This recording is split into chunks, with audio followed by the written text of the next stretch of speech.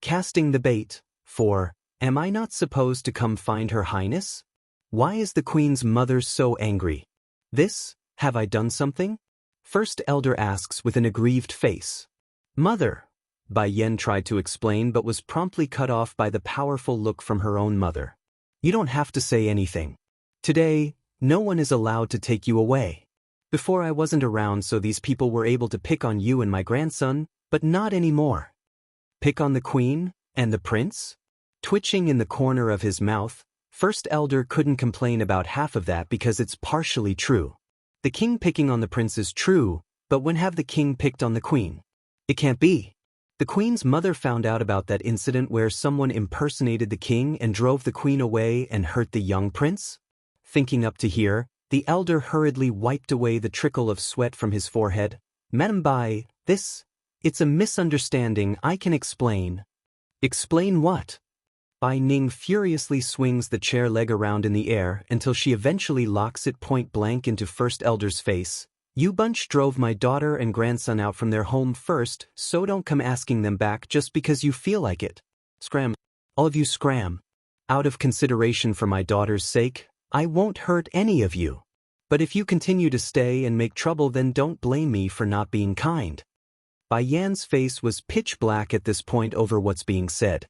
She naturally knew her son had said plenty of bad things about Ditsong in front of her mother Bai Ning, but to cause this level of a reaction was, well, damning.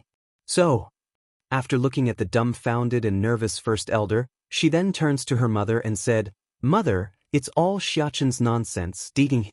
Yenner, I know you can't let go of that man and want to defend him, but I will never let him hurt you anymore. My daughter is the best in the world, so you will be matched with the best, of course. If he breaks your heart, then why should you keep him inside? In Bai Ning's view, her son-in-law must be impeccable in order to match her impeccable daughter. Anything lesser would be an instant out. But mother, everything really isn't like that, it's Xiaoqian stretching the story. Growing urgent now, Bai Yen continues to defend her husband before things get completely out of hand. You don't need to keep defending him, Yenner. How old is Xiaoqian? There's no way he would lie. From what I can see, these people are only here to take you back without caring for you. Don't worry, I won't let them get their way and make you suffer again. When a person's face goes so dark that it's turning white, you know things are getting desperate, and that's exactly what's happening to Bai Yen in this case. Xiaoqian, hurry and explain the matter to your grandmother. The poor lady almost sounded pleading to her own boy. Oh, puckering his lip, the boy begrudgingly did as told, using his innocent face. Grandmother, my father is actually not bad. Although I hate it when he keeps my mother's attention all to himself, but he's sincere to us nevertheless. Really? Said Bai Ning with a doubtful voice. Due to all the salt added by the boy during their time together, the grandmother had a lot of trouble believing Ditsong to be a good person. Heck, she still didn't believe but won't go against the boy's cuddly and innocent face. Bai Xiaoqian nodded in earnest. I wanted to stay with you, so I made the story up about us being mistreated by Batty father. Grandmother, I really like you, can you become our family for real? Casting the bait. 5. When facing such a lovely doll of a little boy, Bai Ning's heart could literally melt away from his cuteness, so how could she refuse him? Xiaoqian, we're already a family, your mother is my daughter, and you're my grandchild. Bai Ning's eye then gently squinted into a narrow slit as a touch of frost beamed out of them. Also, even if you say that, I still don't trust him. If he really cares for my daughter, then why is he not personally coming to pick you all up? Hurrying to speak up to answer that, First Elder didn't want any further misunderstanding. Queen, you have to believe in the king, he's been direly missing you these days while you were missing. We came as soon as he sensed your energy signature, however, he had to leave in the middle due to something diverting his attention. Something happened? Clenching up in her heart, Bai Yen rushes over to grasp onto the elder's shoulder. Did Ditsong get hurt? With her knowledge and understanding of her husband, she's certain Ditsong would have came in person if he could. The fact that he left midway must be because of something important and urgent. The king wasn't hurt, and I don't know what exactly happened either. In the end, the elder decides to keep his mouth shut due to the orders he's been given prior. Despite the lack of details, Bai Yen did feel relieved her husband wasn't injured. It's good that he's not hurt, that's good. Bai Ning didn't miss her daughter's expression of course and grew aggravated over how easily she flew to the man's defense. Glaring with her eagle eyes at the old man, if he wants my daughter back then he better come in person to show his sincerity. I won't let my daughter go otherwise. Now scram. Making a difficult face, Queen. Drawing a smile after calming herself as well over the good news, it's okay First Elder, I'm fine where I am. I want to spend some more time with my mother for now. Since the Queen herself has spoken, there's no reason for the Elder to stick around. Arching his fist, then I'll go back first and report this to the King. If your Highness wish to go back then His Majesty will be here in person. Bai Yen nods with a faint smile. Until my mother regains her memory of the past, I won't leave. By the way, pass on a message to Di Tsong for me. If he has something important to do then he can come later, there's no need to hurry. Yes, Queen. When the Elder received his orders to leave, he and his demon guards were soon scattered and gone, leaving only an empty street in their wake. Mother! Bai Yen breaks out into a giggling chuckle after finding Bai Ning still steaming on the face. Di Tsong is not that kind of person. Snorting at that defense, he better not be. My daughter can only bully others, never be bullied. If that guy is bad to you then I won't let you two be together even if I draw your hate. What of breaking a couple with a stick? As long as the man shows any sign of wrongdoing, I will take Yenner away from him and keep them apart. My daughter must be loved for a lifetime. Bai Yen naturally knew Bai Ning was looking out for her by reacting this way, so she didn't say anything hurtful. Besides, she knows the lady would understand her husband's sincerity soon enough. Casting the bait. 6. Meanwhile, not far away in a mountainous forest, Chu Yifeng was partially leaning down against a tree due to his body being so weak and pale. Thank you. Half a moment later, these words of gratitude were what broke the silence in the forest. Despite this, the man standing there and looking down didn't respond right away, only continuing to make his expressionless face. Seeing the man won't talk, Chu Yifeng dons a faint smile and continued to speak on his own accord. Me being injured, I hope you can keep it a secret from Yenner. That finally drew a reaction from Di Tsong, who came to his aid after diverting partway to meet his wife. Don't worry, I'm not so stupid to do that. You are injured because of her. If she finds out then she will certainly come to your side to care for you. I am a man, naturally I won't want my woman to tend to others. Chu Yifeng's body went stiff over that hurtful statement, making him look all the more frail under the slight breeze. But you helped me in the end. I saved you for Yenner's sake, so don't mistake me. If anything happens to you then she will undoubtedly be saddened knowing her character. I do not want to see a drop of tear from her. He only wants her to smile all her life, never to shed a drop of tear. That means even if the other person was Chu Yifeng, his one-time love rival, Di Tsong would still help him and not turn a blind eye. Besides, you saved Yenner many times. As her husband, it's only right I repay her debt, so no need to thank me. The faint smile finally disappeared from Chu Yifeng's face following that, replaced only by a bittersweet flavor because those words were like knives, piercing into his heart at every turn. I am not worried with Yenner marrying you, and I hope in the future you can always treat her like you are doing now. Suppressing the sadness in his heart, the young handsome man then got sharp when confronting the Demon King's gaze. But if I know you are to ever make her sad, I will use all my means to steal her back from you. Because of her happiness, he was willing to let go. Now and into the future, for her happiness as well, he's willing to steal her back if she's ever saddened. I can give you that promise. In this life I will love her with me all, never to allow a trace of sadness to plague her.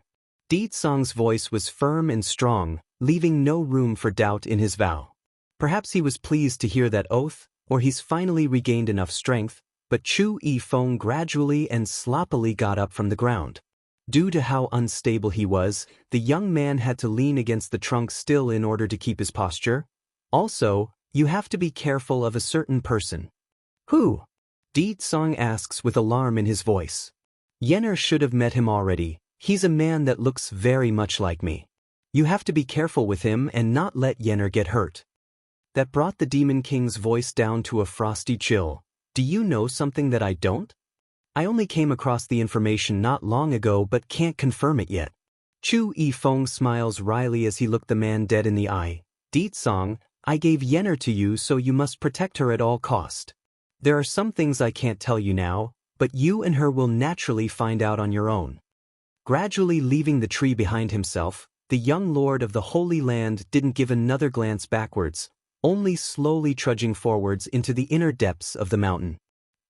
Sire, an old figure eventually descends from the sky after Ditsong was left alone again, his voice respectful and compliant. Ning Yuan's lover? 1. Where's my wife? Asked Ditsong with a frown after turning around. Sire, I am incompetent, failed to bring Her Highness back with me, but rest assured, she and the prince is very safe. They're currently staying with the queen's mother. Yan Yan's mother? Raising his brow, Yan Yan's mother is also there. Can it be she's found her birth mother? If this is the case, Yan Yan's most worried subject can finally be put to rest. But, First Elder then looked up to meet the loosening expression of the king. Apparently the queen's mother has some kind of misconception about you, sire. She demands you to go pick up the queen yourself if you wish to retrieve her. Expressionless still, I understand, you can go back first. Yes, sire. When the elder's old figure finally departed, Ditsong also went ahead to take his leave, heading straight into the dense shrubbery for his intended destination. Inside a well-hidden cave of a valley where combat took place, Ning Yuan was struggling to get himself up from the dirty ground when he pulled at his wounds again, causing a layer of sweat to come forward as result. That fucking bitch, sooner or later I'll snap and break her apart for what she did to me. After swearing that to himself, this scum who wanted to take Bai Yan's life but got injured instead turned sinister in his face. But I have already given you that poison. I bet she's succeeded by now. Once that bitch is gone, then no one will ever know what I have done. It's a shame though, perhaps this time I will have to sacrifice you. But that's fine, as long as I can get Ninger to stay by my side forever, then sacrificing a daughter is nothing, I can always make more like her. It's then a slight rustling sound came from the front entranceway of the cave. How did the matter go with you? Ning Yuan snickers and asked the figure who entered into his view. The newcomer was a woman wearing a long yellow dress, her skin fair and white, and that face truly worthy of a prize without any blemishes. If there's any fault, it would be that expression that's tinged with the look of grief. Brother Yuan, Bai Ning never liked you from the start, why do you keep clinging on to her? You will never understand my feelings. From the very first day I met Ninger, I have vowed to make her mine, even if the price is great, I will have her as mine. There's absolute determination in those eyes when the scum said that. Clenching her fist in frustration from that statement, the woman in yellow pleads again. But Yuer is your daughter, isn't it too dangerous to have her carry out a task like that? So are you implying you can and she can't? Ning Yuan glances and sneered at the lady across from himself. Don't forget, I saved you only because I wanted you to help care for my daughter while Ninger is not around.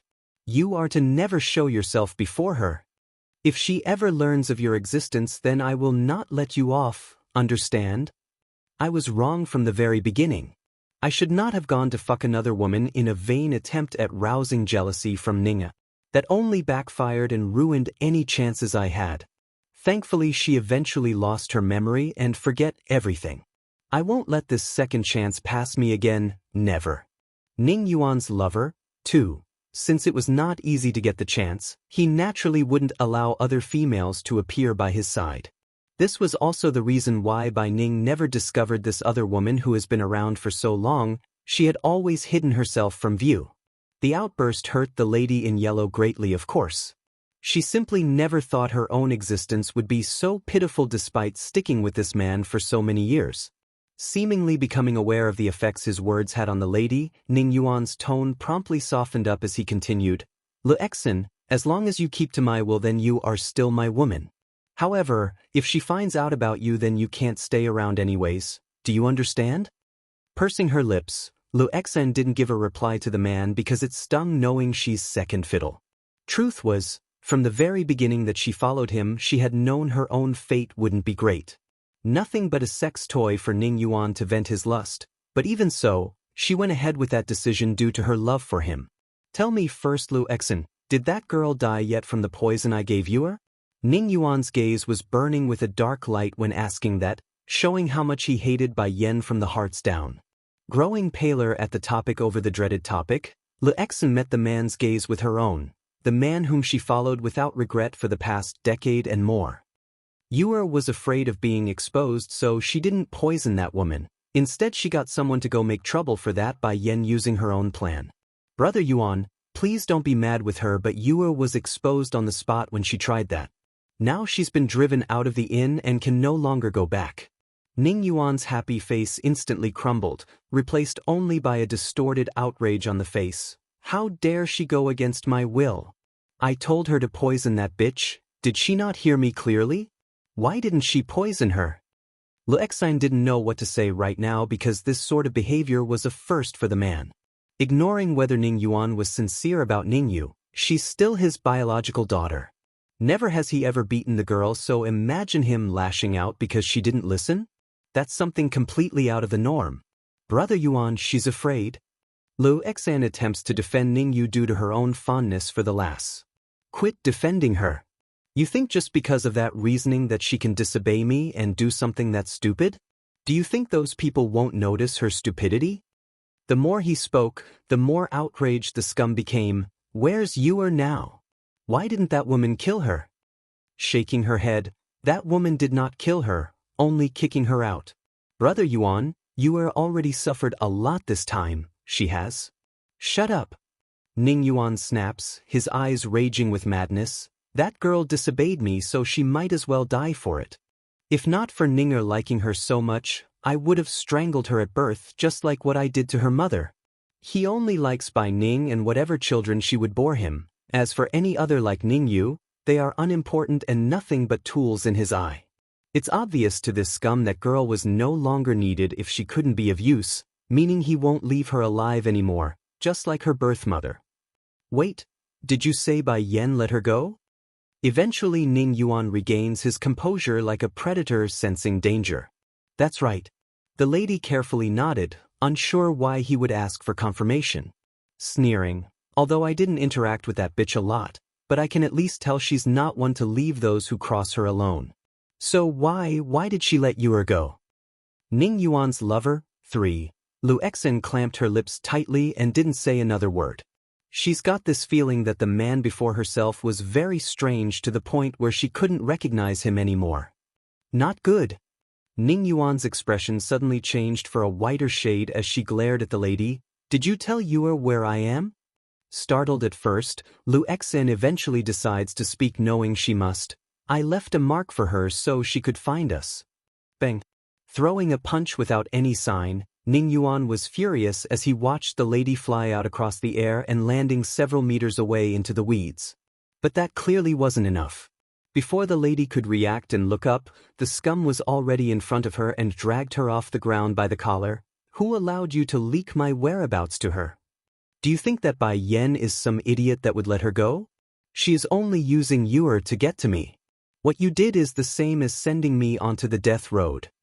She was already in quite the pain due to that punch, but the explanation from the scum completely left Lu Exen dumbfounded. Half a ring later, she slowly mutters out her response. Then what should we do, Brother Yuan? If my speculations are right, Yuer should be here soon. Damn it. Distorted in his face, Ning Yuan wanted to leave right away but couldn't when that excited voice reached over from his rear. Pa! The voice was full of sorrow and anger, but mostly grievance when crying out to the scum. Ning Yuan naturally didn't find the reunion pleasant like a father meeting his daughter would. Rather, there's an unbridled fury burning in those eyes. In an instant, the man had shot out his feelers to search for signs of the enemy. Fortunately for him, he found none, and that brought on a sense of relief. Pa, I finally found you. Ningyu apparently didn't notice the oddity in her father's behavior and rushed over in rapid strides. To this petite girl, Ning Yuan was her only and recognized true family. Therefore the tenseness in her heart was elevated the moment she saw that powerful back. However, beyond what she expected, the second she got close enough to jump into the man for a hug, Ningyu had found her face being smacked with a hand instead, leaving her cheeks painfully swollen from the impact. Pa! She blubbers this word out after being stunned by the stinging pain. To be clear, never in her lifetime has Ningyu been hit by her father. This was the first, also likely the last. You still dare to come back? Ning Yuan lashes out at his daughter, his finger pointing. Why did you not do as I say? Now you want me to clean up your mess? Ning Yu's body quivered at the accusation, her lips stuttering as she spoke. Pa, I told you I am scared. Scared? What use are you then? Can't even do a little thing like that. I've wasted all those years raising you. Red in the eyes, the scum has lost all reasoning when yelling at his own daughter and left the girl's heart shattered to pieces. Ning Yu's despair. 1. Pa, you can't mean that. I am your daughter, your closest kin. Even if I am no longer useful, I am still your blood. Family? Ning Yuan loudly snickers a sneer. If not for Ninger liking you so much back then, would I have left you behind? Your use is nothing more than to please her. Aside from that, you are absolutely useless. Now get out of sight, my sight. The further the better. You made such a stupid mistake, so don't go dragging me down with you. If this lass continues to stay, then that Bai Yen will surely find her way to this place. In any case, I can't keep her around. No. Ning Yu clings onto the scum's sleeve like she's grabbing onto her only lifeline. Pa, you can't leave me, you can't. What am I supposed to do without you? Auntie Ning already doesn't want me, I can't be without family. Scram. Bang. Slamming his palm against the girl's chest, Ning Yu went flying as a result of the strike, only stopping after slamming into a nearby boulder. As a result of the pain, Ning Yu could barely keep her face in check and grew ghostly white. Matched that with the tears on her face, the once proud girl dons a picture of pathetic pity. You are... Luoxin quickly ran over to help the girl from the floor, her eyes full of aching pain. Are you all right? Your father is only too angry right now, so don't take his words too seriously. But out of expectation, instead of being thankful for the aid, Ning Yu pushes the hand away like she's touching something dirty. You go away. When did my family's matter need a bed-warming maid like you to get involved? Don't think just because you took care of me when I was a child that you can act like my mother. I didn't. I really do love you. Yuer? Who allowed you to call me Yuer? I don't need your pity. I told you, my mother can only be by Ning. Who do you think you are? In a fit of rage, Ning Yu began pounding away at the lady's chest, both scolding and scratching like a mad cat. Don't think just because you slept with my pa that you can be his woman. I won't recognize your identity. My Auntie Ning is not only strong, she also has an extremely powerful demonic beast at her summoning. What do you have? With your strength, you're not even qualified to be a maid. Since the lass didn't dare to throw her anger at Ning Yuan over there, the only other option was to vent at Luoxin, who seemed more vulnerable. Luoxin didn't say anything against the abuse though, only staring at the scum with eyes of pleading, hoping the man would change his mind about abandoning the girl. What are you still doing there? Hurry up and leave with me. If you pity her, then you can stay here instead. I don't need you to service me anymore. To emphasize his words, the scum actually snickers a laugh like the ones in front of him were nothing but baggage. Ning Yu's despair, too.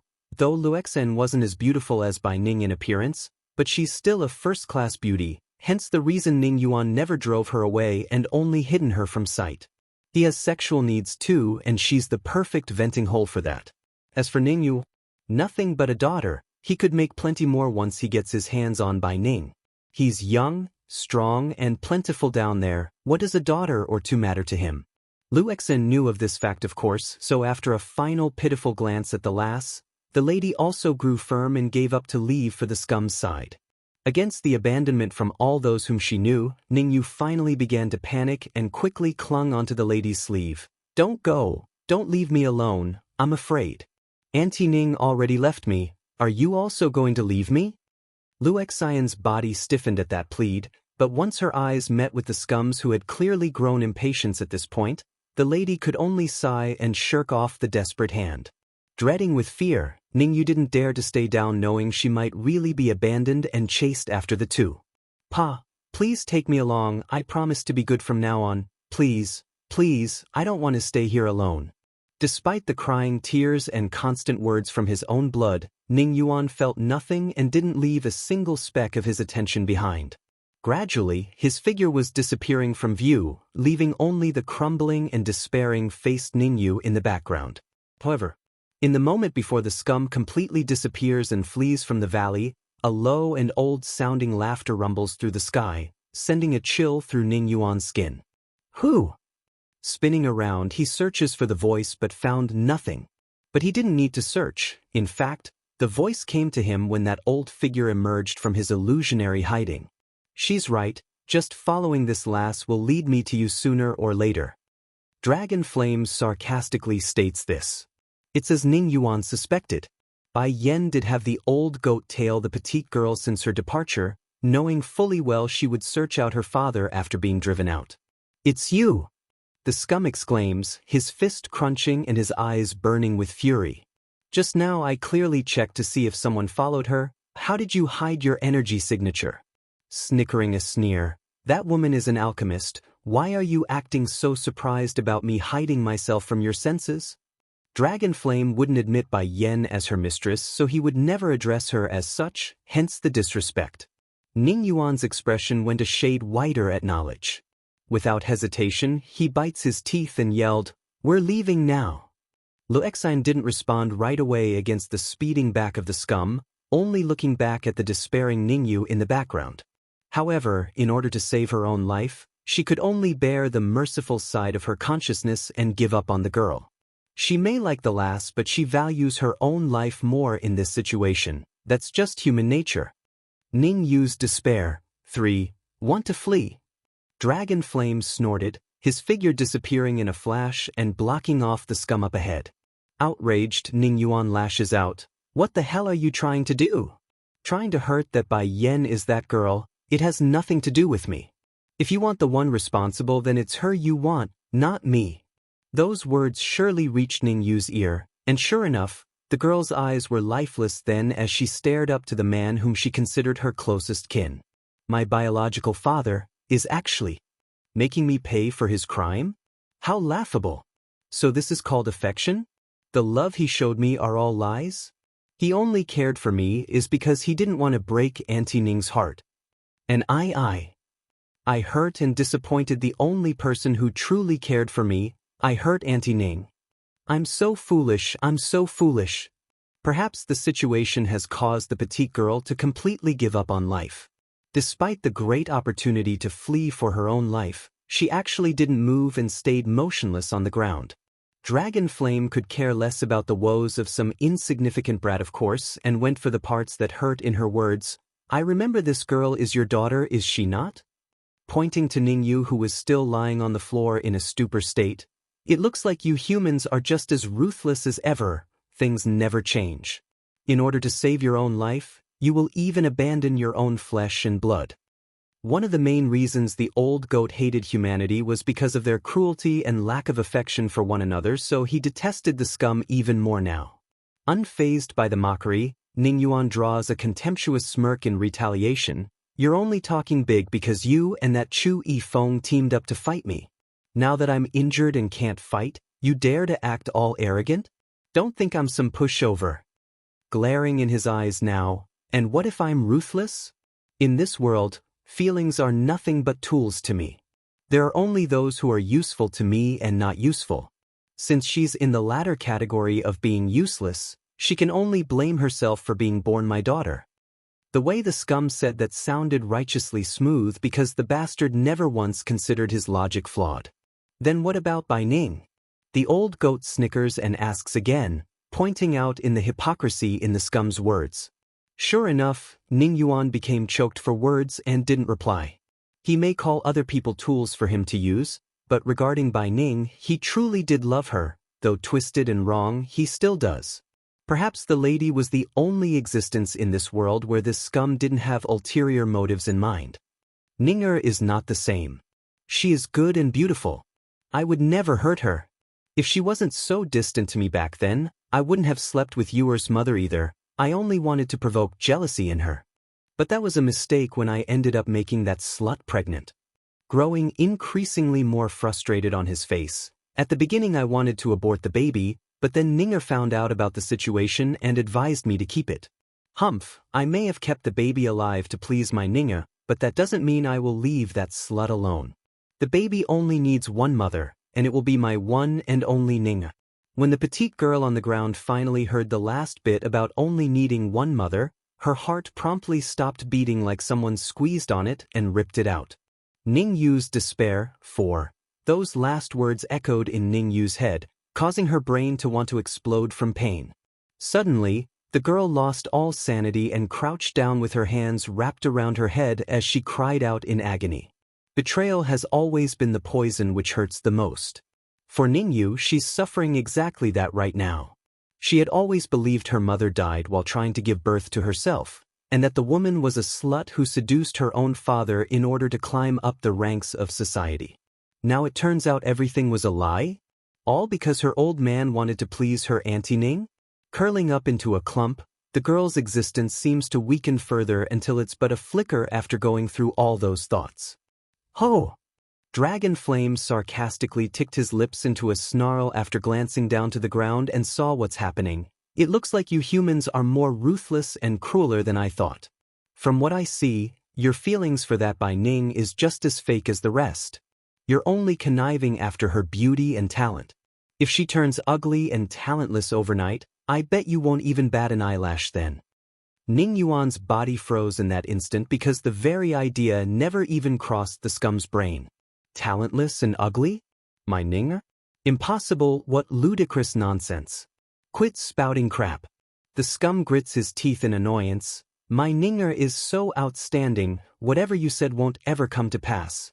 Also, she will soon be mine you hear. That's right, this guy is spouting nonsense, whatever he says is impossible.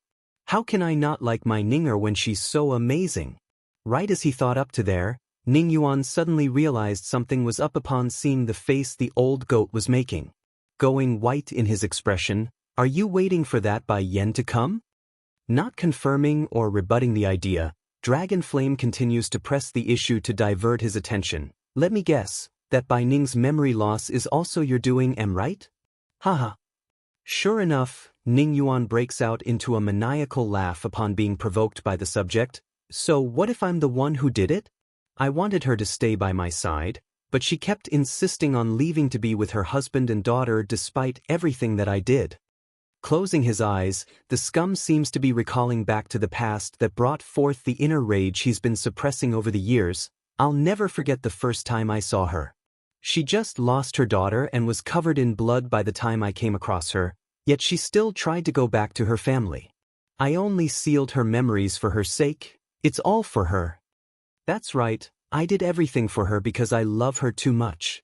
Perhaps the scum had said too much there, but by now Ning Yu had stopped holding her own head on the ground and gradually crawled up to meet that man whom she considered her own father.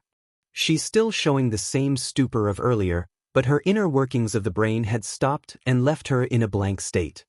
Ning Yu's despair? 5. Auntie Ning's amnesia, isn't it because of her being abandoned by her daughter and husband? Pa, please tell me that's not true. Ning Yu's voice shook with fear, afraid of what the answer would be.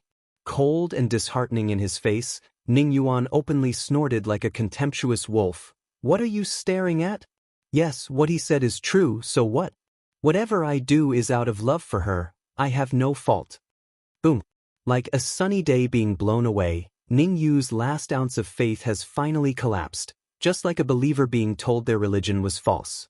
Tightly clamping her face in dread, tears trickled downwards like pearls. How did this happen? Aunt Ning wasn't abandoned by her husband and daughter, but forcibly kidnapped by Pa and made to forget her past? What have I done? How could I have ever thought about pairing Auntie Ning with a scum like him? Pa, how can you treat Auntie Ning like this? Ning Yu forces this out, her lips trembling with emotions.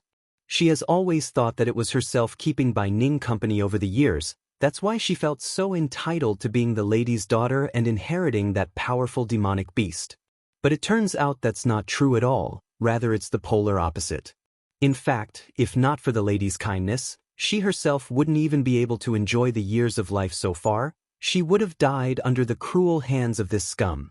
At the end of the day, it's not her Auntie Ning who owes her, It's she owing that woman for the kindness and life. I've said what I need to say, and you? Ning Yuan suddenly turns his scowl into a mocking sneer. Can forget about leaving. Squinting his eyes into a narrow slit, the old goat revealed a flash of frost in his eyes. What do you mean by that? Ha, you're asking what I mean? While you're stalling for time, I was also waiting for someone else. Otherwise, why else would I stay to say all this to you? Let me tell you the truth. I've already promised those keepers from the Celestial Palace that if I hand over that demonic beast under Ninger's control, then they will help me marry her. Clearly at this point the scum would do anything to get his hands on the lady, even if it means offering her up to the enemy. You're crazy. Ning Yu's expression greatly changed. Pa, you will kill Auntie Ning by doing that. Those people hate her to the core, there's no way they would let her go. Even if Bai Ning would no longer stay with her, the petite girl still holds the woman as her own family. After all, she did fill the girl's hole of lacking maternal love over the years. Do you think I can still smoothly get her with that Bai Yen around? Ninger's strength is very strong. Unless I get the help of those keepers, then I can forget about marrying her. I can't worry about so much anymore. The scum also took a lot of effort when coming to this decision. To be fair though, seeking help from the Celestial Palace was only a backup plan. If Ningyu had done what she was tasked to do and poisoned Bai Yen, then he would have left those keepers hanging dry, but obviously that wasn't the case, so he's going to go through with this. Not good. Dragon Flame seems to sense something. Going a bit white in his complexion, he hurriedly looks up and discovered why. There's an old figure wearing a grayish robe above his head. Ning Yu's despair. 6. Where's Bai Ning? The one speaking was an elderly old man with a very arrogant voice, but those words carried power like drumming thunder in a stormy night, leaving those with weaker bodies suffering from the shockwave. Keeper Ling, Bai Ning will soon be here. Please wait. Pa! Ning Yu cries out in a panic. You're really going to kill Auntie at this rate? You shut up. The scum snaps. I do not need you pointing your fingers around to dictate how I do things. You are unworthy. Being called unworthy despite being the man's own blood was damning for Ningyu. Completely crumbling to the ground again, she felt powerless and alone in this world right now. She had no family left at this point, not a father, not a mother, and not a single dear friend she could turn to. Is this girl your daughter? Keeper Ling asks after casting a glance down below. Ning Yuan nodded. Yes, is there something you need by asking? Nothing, I only want to know her relationship with Bai Ning. Squinting his gaze then, a flash of coldness flickered in the keeper's eye. This time it did not need the scum to reply because Lu Exen had recovered from the initial shockwave. Hurrying to speak, respected keeper, please don't misunderstand, Yuer and that Bai Ning is not close. Just earlier that woman had expelled Yuer from her side, so they no longer have any relationship. For Ningyu, she hated the fact that her relationship had crashed hard with her Auntie Ning. To be pointed out like that only infuriated the girl and didn't win any positive points. What are you talking about? Auntie Ning will always be my mother in my heart. Even if she drove me away, I will find a chance to return to her side and never leave her. You are... Sweating buckets on the forehead, Lu Exen kept giving the girl eye signals to make her stop. Sadly, despite the goodwill, Ningyu continued to ignore it and kept going like she's lost it. Why do you care so much about me when you're nothing but a maid? Now that my father doesn't want me, you have no reason to please me anymore, nor will I take your affection. Going white in the face, Lu Exen could already feel the temperature dropping around Keeper Ling's existence. Hurrying forward, the lady attempts to pull the girl up and leave before it's too late.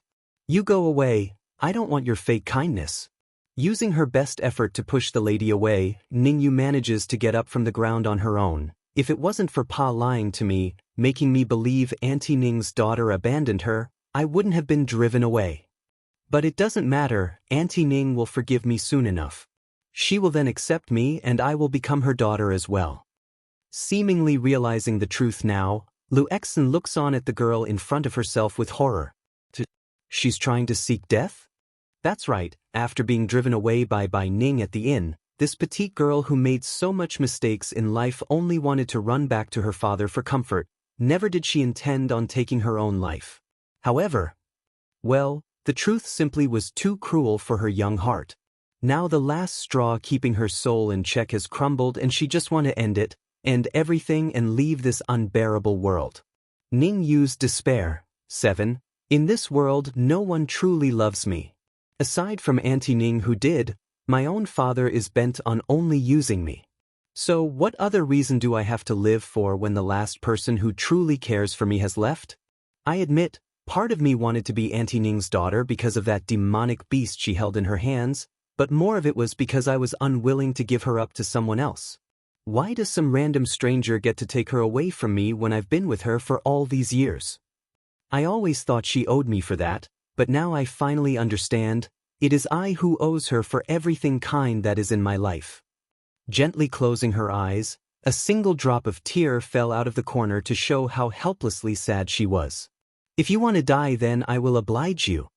A flash of killing intent filled Keeper Ling's gaze as he whisked his sleeve, shooting out a light beam towards Ning Yu's figure. Perhaps the heart still feared death because Ning Yu continued to tremble under the bristling wind of this valley. However, she's got no room left to escape at this point. Yet, the expected stinging pain never came. Finding this strange, she slowly wedged a slit in her tightly clamped eyelids and took a peek. To her shock, there's a slender figure standing in front of herself, pierced through the chest by that ray. In this second, this very moment, Ning Yu couldn't feel her heart beating anymore as Lu Xian's body gradually fell down to the bushes like a withering rose. My feelings for you isn't fake, nor is it only for Brother Yuan's sake. He is one of the reasons, but also.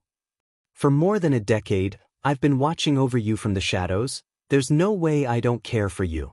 That said, the dying lady then shifts her gentle gaze over to the scum who still didn't move a step to help. Brother Yuan, I know you are not like that. If Yuer dies then you'll regret it, so, let me do this one last thing for you. Following those final words, the last spark of life now leaves the beauty's eye. Regret, pain, and guilt poured into Ning Yu's heart as she stared down at the pool of blood continuing to seep out of that lifeless body. Then in a sudden burst of anger, resentment filled those crying eyes as she herself confronted her own father, the very scum who did nothing to help. She saw that on her own, she can't blame anyone but herself for being so foolish. Ning Yuan only showed a glimpse of surprise at the enraged look from his own daughter before returning back to his old self. Understanding as much that she couldn't do anything, Ning Yu was done with that man as well and no longer cared. Crouching down, her hands gently held onto Lu Xian's body as she cried her hearts out. I'm sorry, I'm so sorry Auntie Lu. She did it again, making another dire mistake that costed her someone important. Ning Yu's despair. 8. On this day, Ning Yu seems to have matured a lot due to everything. However, there are no smiles left on her face, there's only hatred. Humans. Such a confusing race. Shaking his head after muttering that to himself, Dragon Flame returns his gaze to the keeper who's still looking down from above. Old fart, don't get so arrogant in front me. If I still had my previous strength then you wouldn't stand a fiddle in front of my eye. Humph. Keeper Ling huffs a snort, blind and arrogant, what a hopeless creature you are. Nothing but a grain of rice, you will never compare to the sun in the sky like I. Unfazed by the put-down, the old goat scoffs a sneer of his own. How can the people of this age be this arrogant? In our time, no one would even dare to rant in front of me, the great dragon god. Likely annoyed now, Keeper Ling narrows his eyes in and released his aura out like a field, covering the entire field in a visible force. It's crushing for the old goat in his weakened state. However, as someone so proud and old as he, Dragon Flame would never allow his dignity to be tarnished like this and refused to bow down despite those legs shaking non-stop from the pressure. Against this struggling picture, Keeper Ling's smirk only grew wider and goaded him to increase that pressure. Argh! Issuing out a roar in retaliation, Dragon Flame knew he had to do something and met the force field head-on with his own. Not far away, Bai Yen and Bai Ning were coming to the scene at great speed when their ears were suddenly hit with that rumbling roar. Not good. What's going on? Asked Bai Ning, who had stopped flying and showing a frown on her face. Serious as well, Bai Yen quickly explains, It is Dragon Flame, he's likely in danger. Half Xianxia, you go back to the inn and protect my kids. Me and my mother is enough. Dragon Flame is in danger? The snake mutters to herself in surprise. That guy is so powerful, who can cause trouble for him?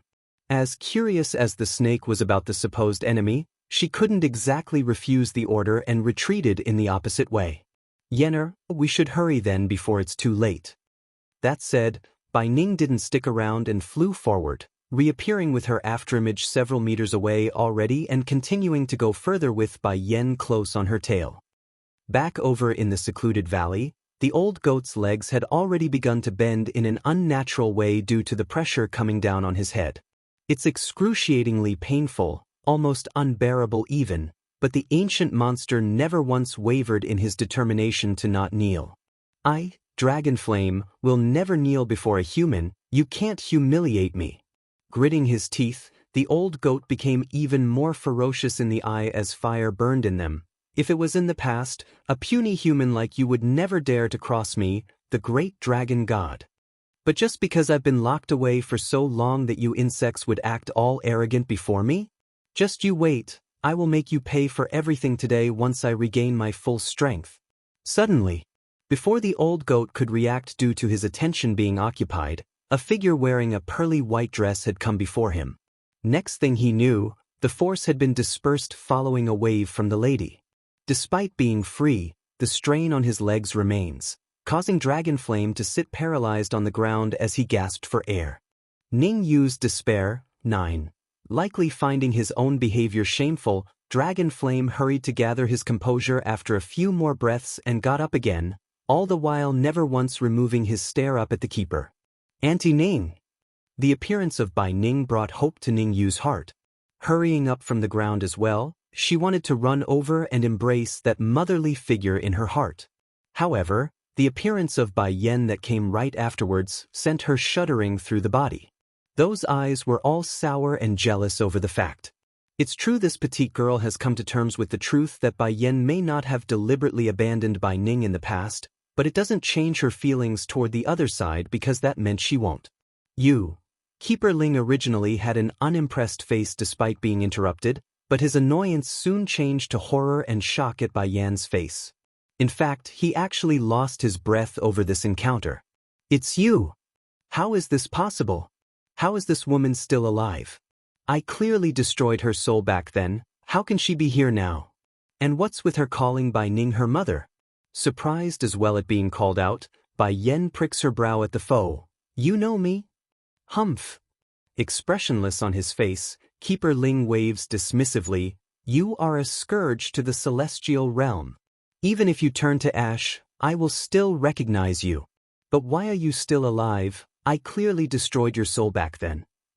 I should have known it's her, otherwise why else would the celestial lord warn us not to interfere? This is all because of this woman. She already did enough damage back then, now she wants to do it again. You're from the Celestial Palace? That's right, I am Keeper Ling of the Celestial Palace. The elder boldly states his title. Oh, then you're the ones who want to slaughter the demons and kill White Tiger and the rest? Bai Yen asks again with her usual calm demeanor but with a tinge of killing intent showing. Slightly taken aback by that question, Keeper Ling actually scowled. It seems you still remember the past. Those are indeed the deed of the Celestial Palace. What of it? For the peace of this world, you and the demons must die. You and the demons must die. This sentence completely violated Bai Yan's bottom line, causing her to usher forward the strongest force of aggression. Mother, I'm sorry I've dragged you into this. Encountering a member of the Celestial Palace this soon was something out of Bai Yan's expectation, and since the person claims to be a keeper then he could only be at the demi-divine lord level. Even so, she's not afraid despite the huge gap in strength and felt relieved that the kids aren't around right now. Don't say that, Yenner. It's me who should apologize because they are coming after me. Bai Ning bitterly smiles due to the helplessness she felt inwardly. Bai Yen on the other hand didn't reply her mother's words though, only looking down to the old goat beside herself. Dragon Flame, I will lift the contract between you and half Xianxia in a bit. You leave here immediately, his target is me and my mother. I only want to ask one favor from you. Help me bring my son and daughter to Deetsong, alright? Ning Yu's death. 1. This woman is going to release me from the contract? Dragon Flame couldn't believe what he was hearing and went stiff in his body, and at a time like this? Shouldn't she be using us as a shield instead to fend off danger? Why is she allowing me to escape? For a while, a look of disapproving and confused light filled the old goat's eye. In his view, the impression he had of humanity was that of greed, cunning, and selfishness. Finding someone that contradicts his belief was it's making his brain unable to process the reality. Dragonflame, I don't know if it was really me who locked you down there, but if it were me then I'm sorry and is returning your freedom to you. For a long time, the old goat didn't remove his gaze from the lady's face, only staring at her like a baffled child.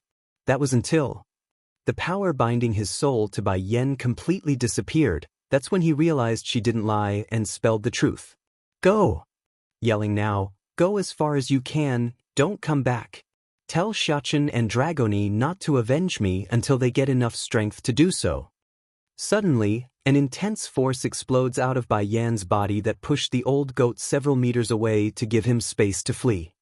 Back over in the inn, Bai Xianxia was very dissatisfied right now as she stared in a bored fashion at Half Qing Xing who's sitting across from himself on the table. Where did my mother go? Why won't you tell me? I'm patient as she was, the snake answers honestly nevertheless. She said you are to not involve yourself in this matter, so just wait here. Bai Xiaoqian's expression sank at that. Jumping up from his chair, he began to stroll towards the snake to do something. But before the boy could do anything though, Half Qing Xing's face suddenly changed into that of shock and disbelief, causing the kid to also frown at the strange behavior. What's wrong with you? I don't know, your mother suddenly lifted the soul-binding contract between me and her. She lifted the contract?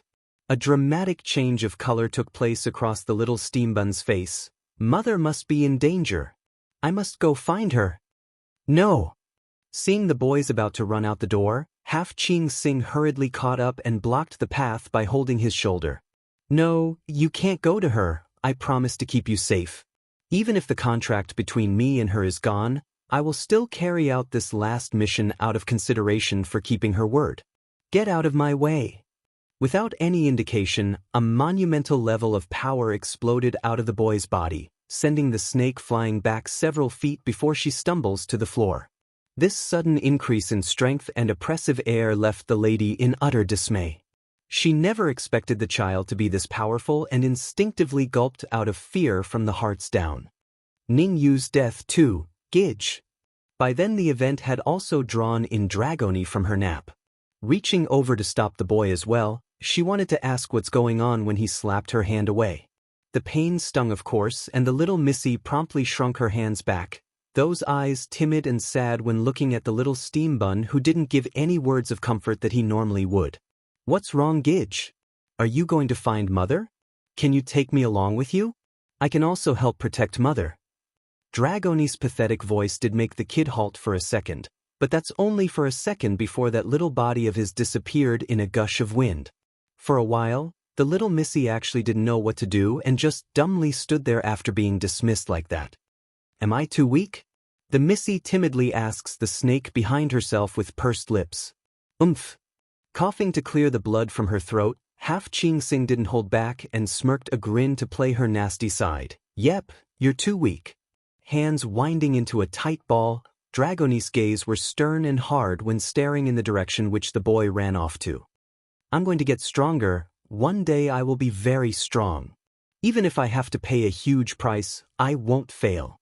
Due to her own attention still being preoccupied by the sudden disconnect of the soul-binding contract, Half Qing Xing actually didn't realize the little missy had also left moments later, leaving only this snake demoness in the room by herself grinning like an idiot. Meanwhile back over in the demon realm, a certain white tiger and blue dragon were playfully flying through the forested terrain at great speed when the former felt a strange and uncomfortable pang of panic circulating within his heart. Xing-yi, do you feel it? Little Rice asks with nervous eyes. The blue dragon stopped at the call, transforming into a beautiful lady the next. Yes, mistress. She cut the connection with us. I can't feel the contract between us anymore.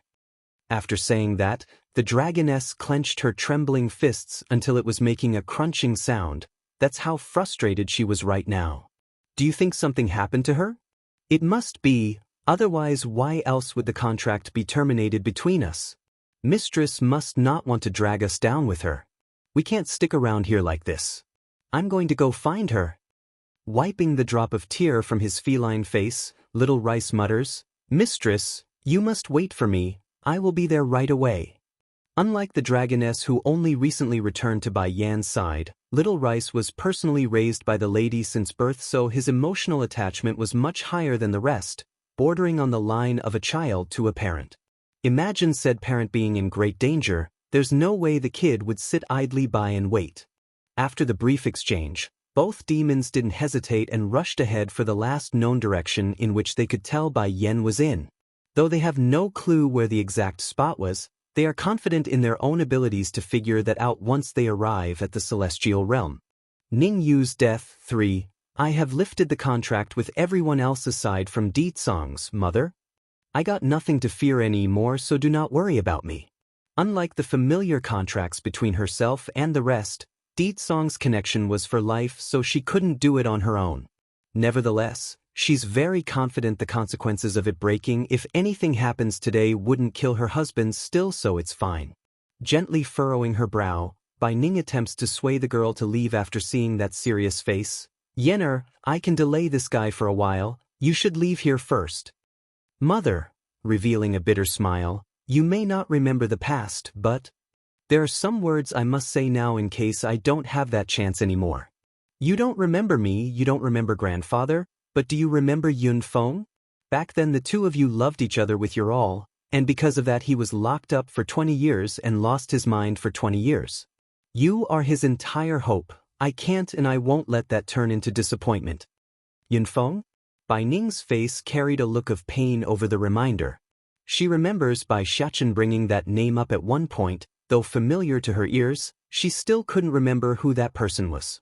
Can it be, I really do have some sort of relationship with that Yun Feng? Tightly clutching her own head, Bai Ning felt like her brain's about to explode due to the stinging pain. Damn it, I can't remember anything, including that Yun Feng. Are you two done talking yet? Keeper Ling cuts in with a faint smile of disinterest. If you've said enough, then get ready to meet your end. I'm sure hell will welcome a pair of filthy swines like you two. Due to how cold and bitter his voice was, it immediately drew a reaction from the scum that's standing to one side. Keeper Ling, didn't you say you will help me get Ning? What did you mean by those words? Ning Yuan carefully asks. What do I mean? The old elder sneered at the foolish idiot. This woman dared to attack the Celestial Palace while I and the other keepers were in isolated training and killed numerous people under us. Do you expect me to leave her be after all the lives she took? Do you expect me to leave her be after all the lives she took? The statement resonating like a clap of thunder in the scum's head, causing him to stumble backwards in horror as he turned to face the woman he claims to love. So this was the Celestial Palace's goal from the start, to take Ninger's life? How could I have been so foolish? I clearly knew these people hated her to the core, yet I still brought him here. If Ninger dies today, then it's me who brought this on her. No. You can't treat Ninger like this. You promised me, you only want to tame that demonic beast under her control. How can you go back on your words? If you act like this, then aren't you afraid of the Celestial Palace losing credibility? With every word he spoke came a redder shade of madness in the scum's eye, causing him to tremble with anger in turn as well. Mocking in his grin, Keeper Ling obviously knew the guy would say that when he reveals his true intent. What of it? So what if we go back on our promise to you? Aside from an idiot like you, who else knows about the promise? If no one knows, then how can it tarnish the Celestial Palace's reputation? Ning Yu's death. 4. Ning Yuan's figure openly shook after the burst of outcry. Instead of looking handsome, he's visibly despairing on the face as blood drained from him. I already told you before, your actions will kill Auntie Ning. Gritting fire between her teeth, the petite girl lashes out at the scum after having her prediction come true. Despite the screaming words from his own daughter, Ning Yuan just blankly stared into the air and kept at it until the corner of his eye caught sight of the beloved woman he wanted so dearly. Perhaps this scum of humanity did feel regret for his actions right now and began to realize his own folly, but it didn't matter anymore. Those involved could care less about his emotions. Mother, there's something else I want to tell you. Bai Yen ignored the keeper's threat and continued to speak. What is it? Bai Ning asks with a surprised note in her voice. My grandfather, uncle, father and grandmother are all waiting for you to come home, so I don't want you to possibly misunderstand them once you regain your memories. The one who secretly attacked you didn't do so under the instruction of grandfather. It's a vile hag who loves father in secret and did so behind everyone's back. I hope you can forgive father and his side of the family for not knowing and stopping it in time back then. Pausing, a firm light flickers within Bai Yan's eyes like she's come to terms with something, and finally, Mother, I really do love you, I do.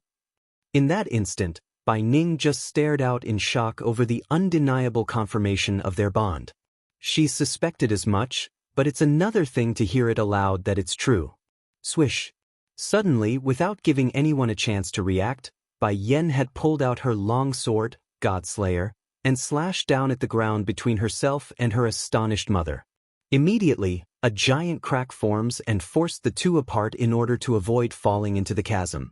Dragon Flame, take her away. That's the first thing the old goat heard when he realized what Bai Yen had done. Hurrying to grab hold of Bai Ning's arm, this ancient dragon did exactly as ordered and forcibly dragged the woman off. I'm not leaving, my daughter is still there, that's my daughter.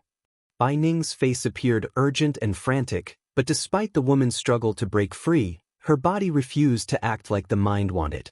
It's as if the ancient dragon had some strange power and pinned her to his hands. You let go of me this instant. If you don't let go, then don't blame me for retaliating. Seeing how they're getting further and further away from the valley, Bai Ning's heart became increasingly more dire and stressed. Without thinking, she seriously attacked the old goat with a palm strike wrapped with an incredible amount of her own power. Bang! Spitting out a mouthful of blood from the impact to his chest, Dragon Flame didn't get angry despite his goodwill and actually spoke kindly for once. You are indeed stronger than that, Ning Yuan. Injuring my body is no easy feat, but unless you are at the Divine Lord level, you can forget about breaking free of my restraints today. I promised her to take you away, so I will do just that. Of course, the lady herself wasn't some pushover either, and the old goat's overestimation of his own strength was a mistake. Before another word could be exchanged, Bai Ning's body abruptly exploded with power, causing a torrent of wind to blow outward and blinding the ancient dragon's eye. Using this momentary lapse in view, Bai Ning instantly broke free from the grasp by sheer physical strength and ended ripping part of her own dress in the process. This allowed her the opening to fly back towards the valley where Bai Yen should be still. Unfortunately for this desperate mother, the old goat wasn't someone that could so easily be lost. In mere seconds, Dragon Flame had already caught back up and clung onto the lady's waist like an anchor. Despite the numerous hits Bai Ning threw in frustration of this baggage, the darn dragon just won't let go. This is what I promised her, I won't let go. Dragon Flame gnashes his teeth and endures despite bruises cover his old face now. Ning Yu's death. 5. Scram, you get away from me. Tearing her hearts out, Bai Ning's voice carried a haunted tone like a banshee's scream. That is my daughter, my one and only daughter in this world. I remember everything now. I remember it all. She is the one I've wronged the most. I couldn't protect her when I should, and I gave her up for adoption when I shouldn't have. How can you expect me to stay back and watch? On the opposite side of the valley, Ning Yuan's head widened in shock, constricting inwards due to the fact. How could she have recovered her memories? Just then, last ounce of patience has finally seeped out of Keeper Ling's body. Raising his hand, a sharp beam of light shoots out of his finger and aims straight for the crying mother that's quickly flying back over, separated only by an open chasm on the ground. Mother! Bai Yen cried out in extreme fright then, wanting to give chase to the attack and stop it. Sadly, her movements were nowhere close to being in time due to her positioning. Dragon Flame knew this and knew he had to do something. Without giving his brain any time think, The old goat's body had responded and wanted to forcibly fend off the light beam using his own sturdy self. However, there was apparently someone else who had the same idea that was also much closer. Bang! Ning Yu figure silently stood there as the light pierced through her chest. Then without a single sound, the petite girl wordlessly fell to the ground and hit the bushes. Despite this, her bleakly white face remained a smile as life slowly drained from those eyes. It's clear she wanted this, perhaps as redemption or payment for her own mistakes in life. Bai Ning's heart felt like someone just ripped it right out of her body in that instant. Staring out in absolutely disbelief, the air literally left her lung as she cried out the girl's name. You were, but, what? Auntie Ning. The words were intermittent between breath because of how weak the girl was. I really am sorry. I really do like you. At the edge of death, Ning Yu could honestly tell herself she did love Bai Ning from the hearts down as a motherly figure. She still wishes to be the woman's daughter despite everything. This includes ignoring that demonic beast under her control. However, life doesn't give a person a second chance. Bai Yen had stopped running over as well by this point, her eyes showing struggling indecision at the dying Ning Yu who just saved her own mother. There's no doubt that Bai Yen had assumed the other lass only wanted to get close to Bai Ning for ulterior motives, but after this scene, she couldn't deny she was wrong, dead wrong even. She really did care for my mother. Mother! Coming back to her senses, Bai Yen immediately pulled out a medicinal bottle and threw it over. Take this and give her it. Catching it like she's catching a lifeline, Bai Ning immediately returned her attention back to Ning Yu and popped the cork, trying hard to put the pill into the girl's mouth. Unfortunately, Ning Yu had other intentions in mind. Slowly closing her eyes, she resisted the life-saving medicine and brought the desperate lady to the knees. Ning Yu's death, 7. Bai Yen scoffs a sneer in retort, that's right, I will and I can with my bottom divine strength. Stroking her long sword, a flicker of frost beamed out of the lady's eye. Godslayer, I know a sprite resides within your main body and that you have awakened. Since the day where she saw this blade absorb the energy within the bronze gate on its own, Bai Yen had already known there's a sprite residing within. She only left the matter alone because the sword immediately went back into slumber, otherwise she would have tried to dive deeper for more information. But now Bai Yen could no longer wait, she needs the power within this sword. I picked you up not only to be a blade that can only kill. If you don't help me then I would rather destroy you if you aren't able to do more. Yun. Buzzing from the stimulation, it's clear the words from the woman had roused a tough reaction from the sword. It's protesting to the threat in its own way by humming profusely. Surprised on the face, Keeper Ling immediately revealed his greedy side. I did not expect you to have such a valuable weapon in your hands. What a shame, such a nice sword is wasted on you. Even with its help, you still won't be able to defeat me. Bai Yen didn't get taunted by the provocation, only raising her blade upwards and tossing it behind herself along the crack line. Like a massive wall, the sword grew and grew, massively bigger than its original size until it's towering like a miniature mountain range. I don't have to use my Godslayer to deal with the likes of you, I just need it to keep my mother from returning to this side of the valley. And like you said, my strength is indeed lacking, otherwise I could have used the sword to defeat a trash. Squinting those old eyes in, Keeper Ling apparently found the comment insulting. In that case I will first remove you from this world and then deal with your mother. At the same moment back over on the other side of the valley, Bai Ning was pounding away at the sword's body. No matter how she tried though, she just couldn't make it budge, nor could she fly over due to the strange power restricting flight from the blade. You should stop it now. With your current powers, you are nowhere strong enough to break through its hardness. I know this sword the best. Not only can it cut through the strongest defenses, the sword aura coming off of it can also crush a person into meat paste. Though its abilities are somewhat limited due to your daughter's weakness, it is still more than enough to keep you down on the ground. The old goat's remarks only made the lady more desperate on the face. Throwing another punch to verify the claim, it's exactly as he said where the flesh and metal clanked together but with no visible damage. You know I can't do nothing so let me go. I owe her so much in this life. Now that she's in a imminent danger, as a mother, I can't just watch and selfishly protect myself. Ning Yu's death. 8. Please, I beg of you, let me get over there. By the end of it, Bai Ning's voice had devolved into a pleading mess as she gradually crumbled to the ground. She's desperately pushing against the blade with her hands to no avail. Exactly then, from out of the blue, a powerful gush of wind rolls over from the back, catching the lady's attention. Grandmother, is my mother here? Bai Xiaoqin's face was cold and hard, causing those who peer into his red eye to flinch from inherent fear. Slowly nodding, yes, she is. Needing no more confirmation aside from that, Bai Xiaoqin's attention shifts towards the only obstacle in his way. Gradually, a thin layer of reddishly blood-lit flame wraps around his fist. Despite the tiny spark of fire, the heat emitting off of it was incredibly intense that it felt like a burning meteorite to those nearby. Boom. Thankfully, Godslayer had a better sense in the brain than those idiots out there in this world. Right before the punch could make contact, the sprite inside sensed the danger and instantly shrank back into its former size to reveal the much-wanted figure across the crack line. Unfortunately, the situation wasn't what Bai Xiaoqin wanted to see though. Instead of standing there unharmed and well like he's always envisioned the lady to be, that rosy red dress had just crashed down from the air and slammed into the ground like a ragged doll. Yenner! Bai Ning's heart literally stopped beating from the horrifying image.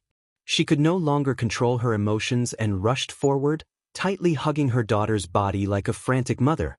Don't scare me, Yenner, it wasn't easy for me to remember everything. How can you leave me behind so soon? Dragon Flame may not have reacted as strongly there, but he's also standing there in a dull state. It can't be.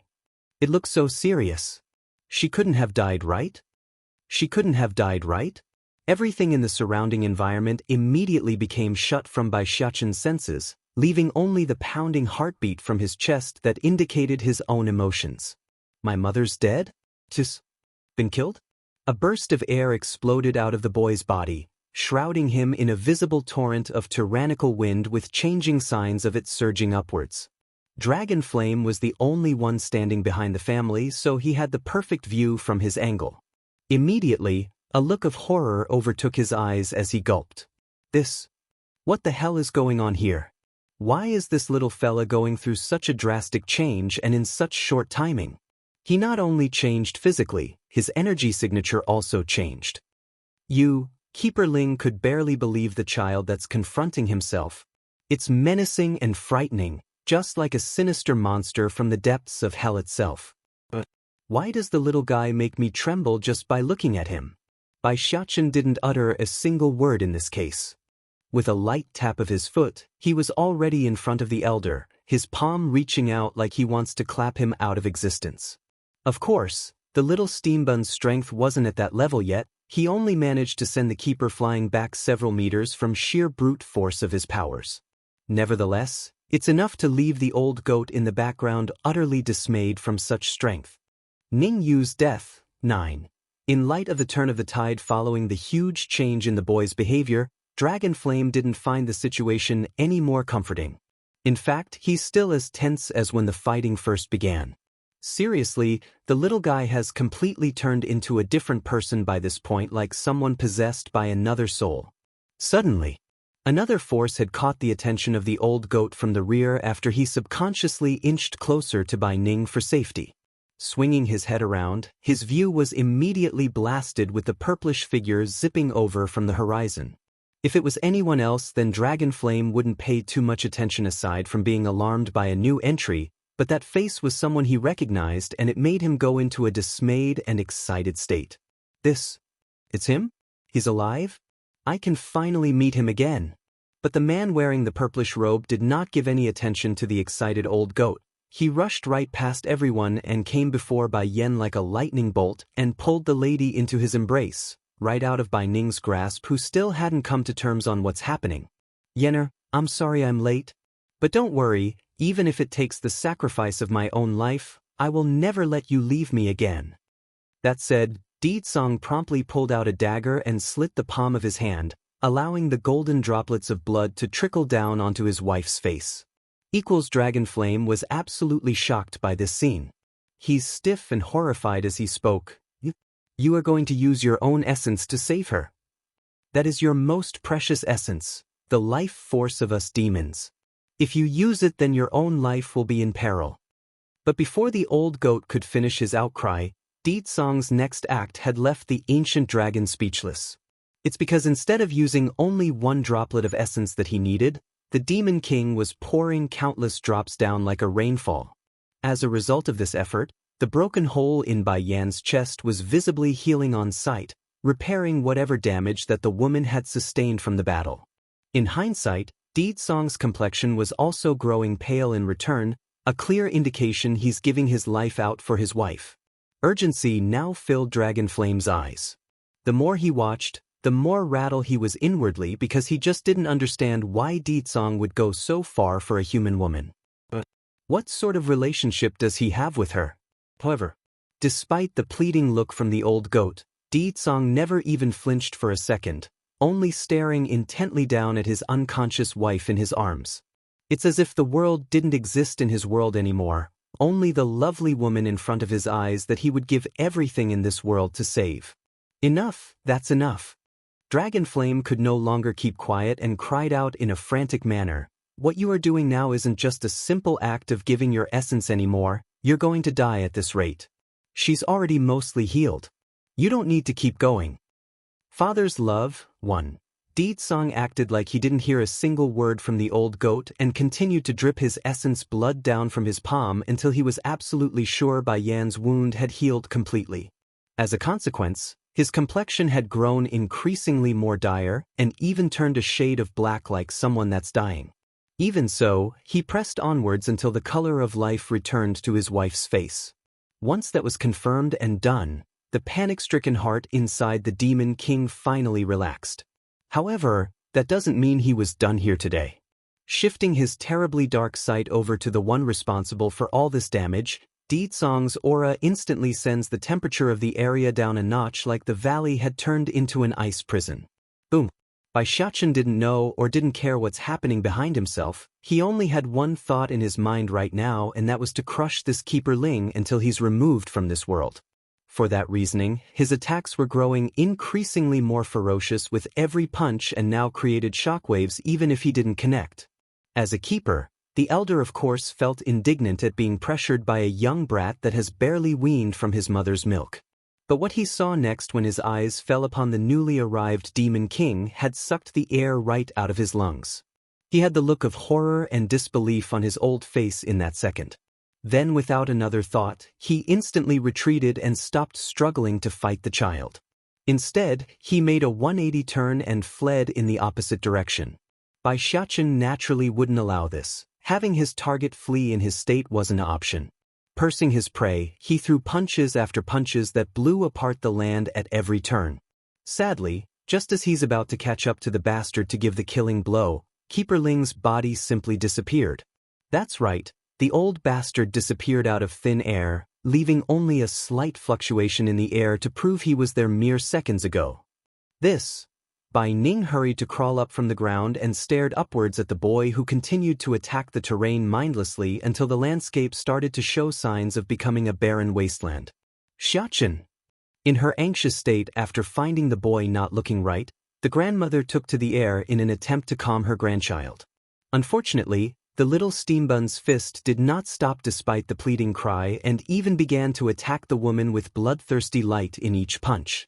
Bai Ning truly didn't expect to become a target by her very own grandchild. Because of that reasoning, she did not even have time to react. Thankfully someone did and had grabbed hold of that tiny fist in the nick of time, otherwise who knows what would happen to the lady's life. Bai Xianxia. The man's voice was low and harsh, his expression unreadable. "Do you recognize who I am?" The boy didn't reply, only growing increasingly more savage in his aura. Kill everyone in order to avenge mother. Hate and anger had possessed his poor heart at this point. Fluttering his little robe, the boy's magna-like punches began to rain down like a storm once again, but this time it's at his own father. Father's love, too. Song's frown had deepened greatly over the behavior of his boy. If it was in the past, then he could most certainly subdue the little steam bun using his powers. However, he's lost too much blood from saving Bai Yan, making him incapable despite his will to do so. Coupled with the violent behavior of his son, it's a surefire way to rouse heavy resistance, and that would be dangerous for him and the child. Damn it! He curses, determined on his next course of action. Right as the boy was about to throw another punch, Song had closed the distance and used his arms to grapple Xianxia into a bind. Bai Xianxia, wake up this instant. The Demon King's voice made a heavy blow to the kid's mind in an attempt to bring him back to reality. But clearly Bai Xianxia was too far gone at this point for simple words like a demand to work. Next thing Song knew was the kid biting down at his shoulder and piercing the skin with those fangs like teeth. He felt the air suck out of him from the excruciating pain. It's gory and bloody all over his shoulder, but even so, Song refused to let go. What exactly happened, Xianxia? Bai Ning took this chance to get up close, her hands covering her lips after getting a clearer look of the boy's form. He's like a true monster, red-eyed with claws extended. To call Bai Xianxia a werbeast was a good way to describe his current state. Just like the lady, Dragon Flame had also started to tear up in the face. Of course, the distress wasn't over the little steambun's terrible form. He's aching over Song's weakened state and now injured shoulder. But goodwill always gets awarded when offered. Though Song didn't intentionally do it, his blood that seeped into Bai Xianxia's mouth from him biting so much had roused a spark of sanity back into the child. I don't care what you are, but Xianxia is my son, so I will not allow you to hurt him. Song's tone was heavy and commanding while it echoed across the empty valley. It can't be. Something really exists within Xianxia's body? This was the thought that came to Bai Ning and Dragon Flame, who were the only ones left aside from the injured Bai Yan. Unfortunately, that comment from Song only made the boy even more restless and struggled harder from what he already was doing. Mother, I want my mother. They all deserve to die, all die. After saying this, that young face once again surged with killing intent, the red light in his eerie eye glistening with darkness like a monster from depths of hell. Going slightly pale at the sudden change, Song's voice snapped again into an urgent yet harsh tone. Bai Xianxia, your mother is not dead, so snap out of it. Not dead? It seems those two words were the key. Like thunderclouds being dispersed to reveal the sunlight behind it, a look of clarity returns to the boy for real this time as he eyes his old man. Mother is not dead? Really not dead? Taking this opening, Song knew what he had to do and chopped down with his hand against the little steambun's neck and sent him limp. What's wrong with Xianxia? Bai Xianxia nervously asks, afraid of what the possibilities are. There is a grudge within his body. It's full of resentment and hate. That's why he would attack anyone and everyone nearby earlier. Father's love. 3. I have already tried to contain that dark grudge in him before, but it's clear the method I used is not useful in the end. If this continues, then he will become a creature of carnage, only knowing how to kill and nothing more. Song explains, his brow furrowing deep and hard. As a woman and as a grandmother, Bai Ning felt great pain that someone so young would have to endure such struggles. This little guy is only 7, why must he bear so much pain on his shoulder? Here, help me take care of Xianxia for a bit. After handing the boy over to the grandmother, Song then strode towards his wife in light steps across the grass. Due to the sun being directly above the group because of the hour, the light only made that peerless contour of the woman's face even more magnificent, but this wasn't the only attracting feature for the Demon King. That bump along the woman's belly was a huge eye-catcher which brought him to the knees. Under normal circumstances and logically speaking, after Bai Yan suffered this much damage to her body, she should have lost the baby inside already. However, in the moment where his hands reached down to touch the fetus, a golden light glowed from within the womb and wowed the troubled husband. Naturally, finding the unborn baby safe and sound was a glorious news to the anticipating father, but he's also worried but grateful at the same time. There's an unknown force protecting the fetus. It's abnormal and a sign of greater power at play, and that was something he couldn't control. I will take my wife back to rest first. My subordinates will come later to retrieve the rest of you later. Bai Ning was taken aback at first over that message, but she quickly nodded after coming to the fact that it's for the best. That Please take care of Yenner then. Not replying, Ditsong first gazed down to the sleeping beauty in his arms before showing a faint smile of comfort. She is my wife, I will of course love her with my all and take care of her. This attitude from her son-in-law had left Bai Ning befuddled with complex emotions. Originally she didn't like this man when he appeared, but after witnessing how far he would go for her own daughter, the grandmother could deny her view has changed. She's starting to accept him from the hearts down. Does your shoulder need tending to? The lady asks after noticing the blood still trickling out of the wound. Casting a look down at his own shoulder, a cunning smirk escaped the dastardly demon king. This injury won't hinder my movements, so it's fine to leave it as is. Once Xianxia wakes up I will tell him this is done by him. Knowing his personality, my boy will feel guilty and remorseful. By then I can use that as a threat to make him stop competing for Yenner's attention with me. Bai Ning couldn't stop the twitching in the corner of her own mouth after hearing that ridiculous reasoning. Competing for Yenner's attention with me? Is he seriously jealous of his own son? Nevertheless, Bai Ning's tense heart did ease up after hearing how relaxed the man was in the way he spoke. Showing a soft smile of her own. Then hurry and bring Yenner back to rest. I will first deal with the matters here before taking Xianxia back with me to find you. After that, Ditsong wasted no time and disappeared from the valley, his figure gone and out of view in an instant. Father's love for. Turning around to meet the scum's face after the demon king had left with her daughter, Bai Ning's expression was cold and unkind. Or remember everything. This sentence instantly sends Ning Yuan into a trembling panic as he stared at that face whom he dreamed for years to have. You erased my memories because I repeatedly rejected you back then. Did it ever cross your mind that this day would come? That said, she then began to walk slowly towards the scum, her steps measured and powerful. Ninger, I only did all that because I love you too much. That's why I did all those things. Love? She scoffs a sarcastic sneer. I rather not have this sort of crazy love from you. Not to mention I have a child and husband. Based on what can you make me forget them and accept you? The downgrading remarks from the lady had left the scum humiliated and shamed, evident by the clenched fist he's making. Even so, Ning Yuan regrets nothing. Since that year where he first lay eyes on Bai Ning climbing up from the cliff in her blood-ridden state, he has fallen heads over heels for her and could never get out of that quagmire. He thought he could get the woman to accept him once she loses her memories, which he believes any love-stricken man would do if they're being rejected as so. However, history has proven him wrong, very wrong. How can you be so cruel to me, Ning? I offered up so much, paid so much. Ning Yuan's voice trembled with the note of deep scarring pain which pierced straight into his bones. Why should I accept a dark-hearted person like you?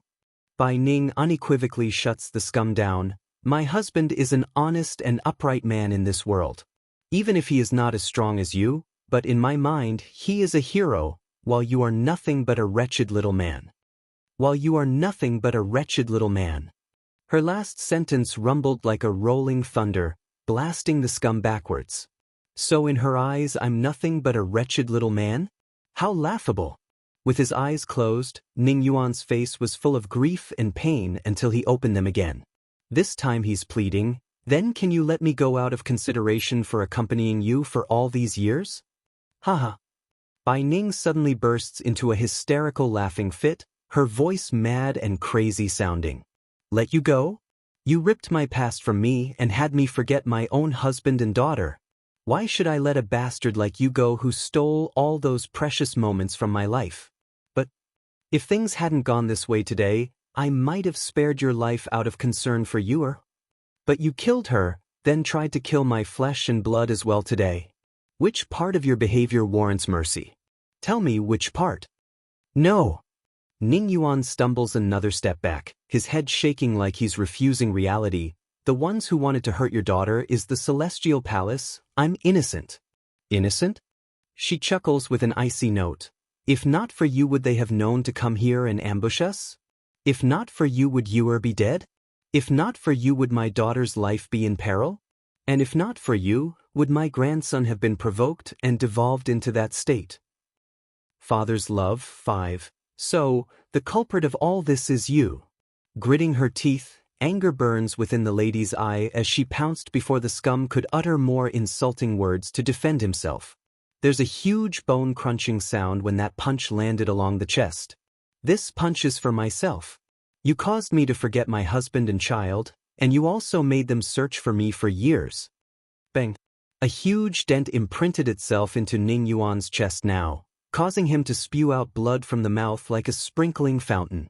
This punch is for you. You as a father failed her. Not only did you not properly educate her to be a good person, you also caused her death with your own conceited selfishness. I bet the reason she bullied my daughter is because of you goading her along that path too. Bang. With another punch coming down, Ning Yuan's face of pleading now turns to fear. The following punches are all for my daughter. If it wasn't for you, then she wouldn't have suffered such a severe injury. You will never be able to make up for the damage. That said, the lady's fist rained down like a storm, whisking away and pounding down relentlessly until the last breath was sucked out of the scum's throat. In the end, the bastard meets his end by sheer brute force, a fateful end he never expected for himself. Dragon Flame appeared stunned by the brutality portrayed by Ning's ferocity. It's one thing to beat a man to a pulp, it's another to turn him into mincemeat like an Amazonian huntress. Dragon Flame, Ning retracts her blood-stained fist. Go back and find Dragoni, take her to Yenner's side. Me and Xianxia will clean up here first before joining them. Giving a slight nod. Okay, I will go back first. I also want to see if half Qing fled yet.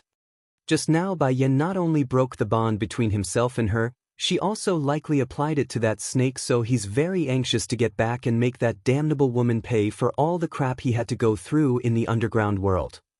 Back over in the inn, half Qing didn't run away like some thought she would. Rather, she's sitting there with a dull face like she's mulling over some dilemma, mainly on why Bai Yan would terminate their contract without a single word.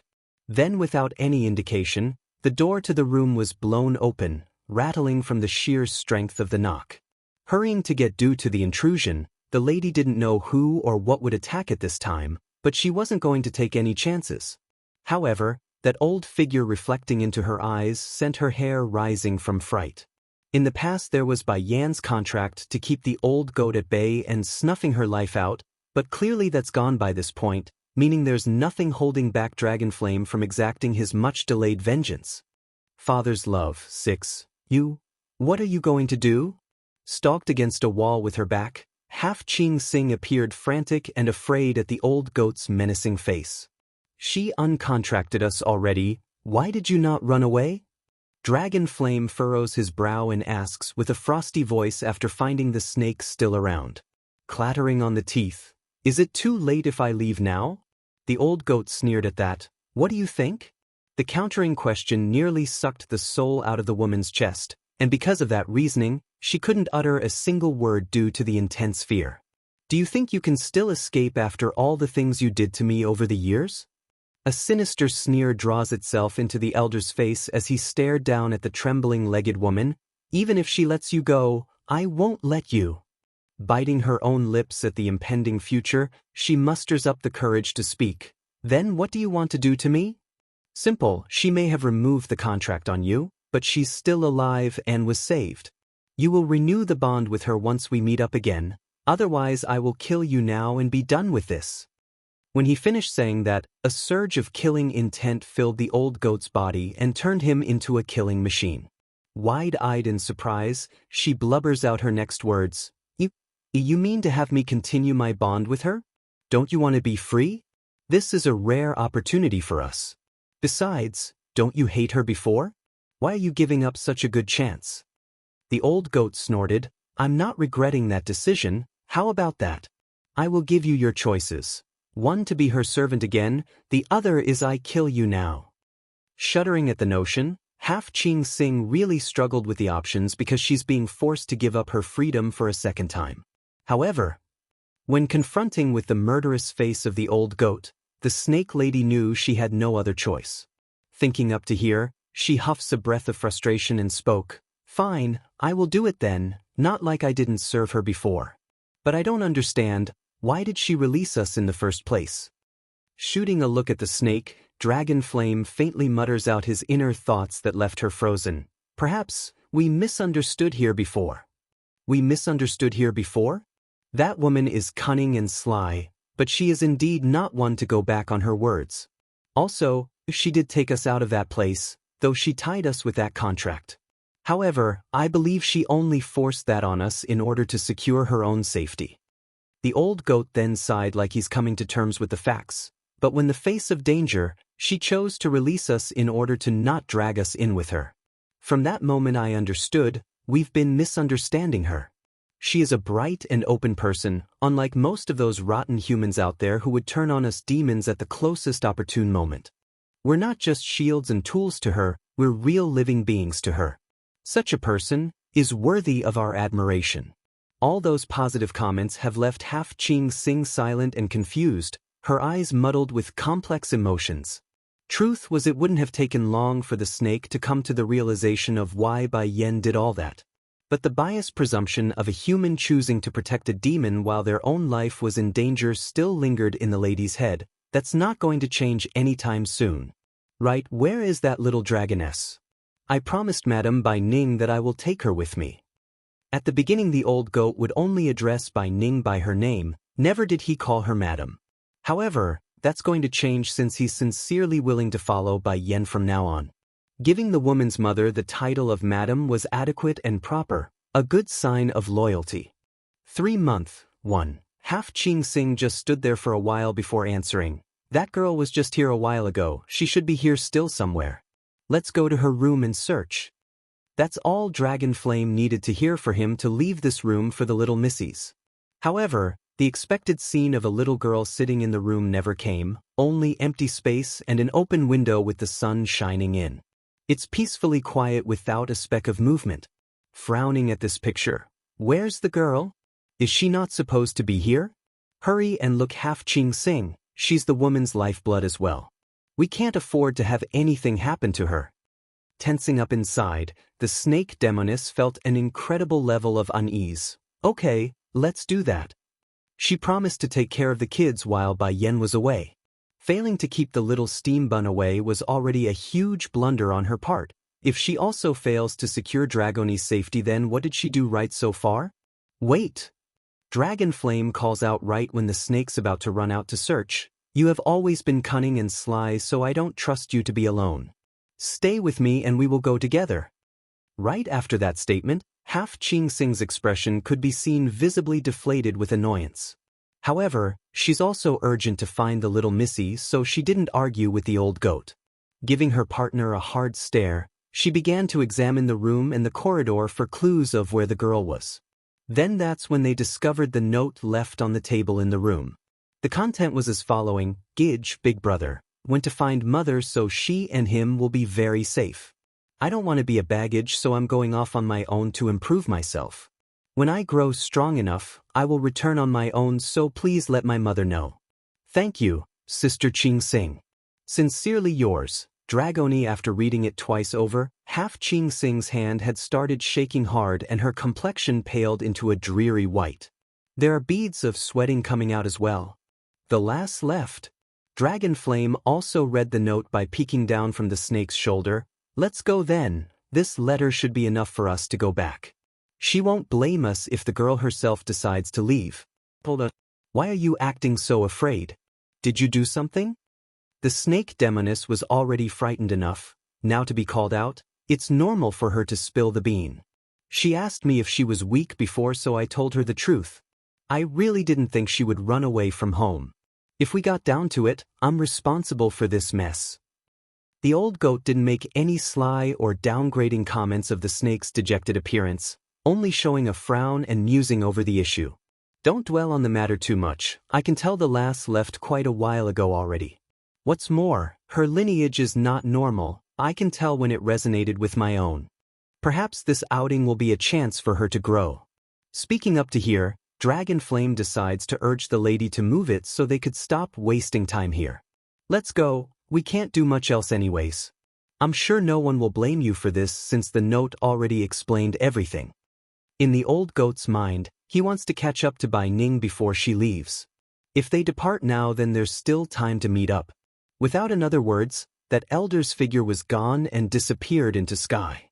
3-month 2. Finding her partner already gone, half Qingxing had no other reason to stay and quickly followed suit. Demon City.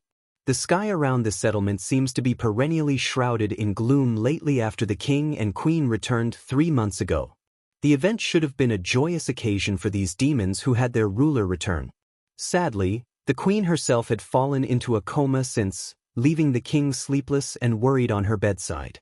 In fact, aside from the young prince and Bai Yan's birth mother Bai Ning, no one could get an audience with Ditsong, not even First Elder who had been shut out when he sought to meet him. At this moment inside the exquisite-looking bedchamber, Ditsong's appearance was ragged with an unkempt beard and eyes sinking in due to the lack of sleep. "Yenner, it's already been 3 months, you've been asleep for 3 months. If you don't wake up soon, then our daughter won't be born, do you not see? Our child is so strong. Even though you suffered so much damage, she didn't leave us. That's her way of telling us she wants to come to this world. For her sake and your own, please return to me. I know you can't bear to make her disappear, right? I won't let anything happen to you, I promise. Even if it costs me my all, I will let you live." Bringing his wife's hand up to his lip, he kisses it gently like some sort of vow on his part. Sadly, such emotional words didn't get any direct response from the sleeping beauty, but that doesn't mean there wasn't any. Right when the pained husband said all that like a summoning spell, the eyelashes around the woman's face clearly fluttered slightly, a clear sign she's reacting to something, just not sure what it was. In the depths of Bai Yan's consciousness, her soul was wandering through an endless void of light like she's searching for something. "Mother! Mother!" Suddenly, a faint and mild cry came from the rear and drew her attention. "Xianxia!" Finding that adorable and familiar face of her boy, Bai Yan didn't hesitate and ran up to give her son a tight hug. Perhaps it's the condition she's in, or she's just so used to the child's appearance already that she didn't notice, but the Bai Xianxia standing there wasn't normal in any way or form. "Mother, why did you abandon me?" Donning a purple robe with eyes red as a blood moon, there's grief and tear coming out of the boy's existence. "You are my precious baby, how can I bear to abandon you?" Bai Yan hugs even tighter after hearing those words. "You did abandon me because you've forgotten about me. I clearly love you so much, mother. I was looking forward to being with you, so why did you abandon me?" The little boy's body shook nonstop after saying that, allowing his tears to freely flow down those cheeks as his hands clutched tightly around Bai Yan's sleeve. "Am I a bad boy, that's why you don't want me?" The more he spoke, the more saddened his voice became until it's starting to get a bit creep to the ear. Then without any indication, that innocent and cute face transformed. No longer the cuddly and lovable face, it's dark and dry like that of a ghoul, a being full of malice and hate for this world. "Those who want to break us up all deserves to die. I will kill them all. This world doesn't need anyone else, it only needs us." 3-month 3. Greatly startled by the change, Bai Yan rigidly but surely loosened her arms around the boy and found what she dreaded and feared the most. There's not an ounce of the playfulness she's come to expect in her own son, there's only bloodthirstiness and death around this creature. But perhaps it's regret, or the guilt, but this mother didn't push the ghoul-like creature away and instead wrapped her arms tightly around the boy's body. Gentle in her voice, "Xianxia, I failed in protecting you back then and allowed you to leave me. In this life I promise you, I will not let any danger come your way and not let anyone separate us again. Don't live with resentment and grudge, okay?" The killing intent in the ghoul's eye didn't recede despite the plead, only growing stronger and worse. "No, I'm going to kill everyone in the celestial realm. Everyone must die." Boom. Suddenly, an incredible force explodes out of the child's body, causing Bai Yan to stumble back a few steps and shocking the poor mother. Bai Yan couldn't even recognize her own son anymore at this point. Thankfully, the lady's motherly instinct kicked in and said contrary, otherwise she wouldn't be standing here anymore. "Baddie, you're not allowed to hurt mother." It's then a light gushed out of the ghoul and attacked the red-eyed monster. With the exact same contour but with an energized life to that face, this child had big blue eyes that was clear as a summer day. To Xiachen? Bai Yan mumbles to herself in astonishment. Get lost. The ghoul version of the little steam bun cries out and raises a punch in self-defense from the other version of himself. You coward, can't even protect your own mother. If it wasn't for the fact that I would die if you do, then I would have killed you long ago. I am not a coward. Light Xiachen quickly gets up from the ground after being knocked over, his face stubborn. You will make mother sad if you do this.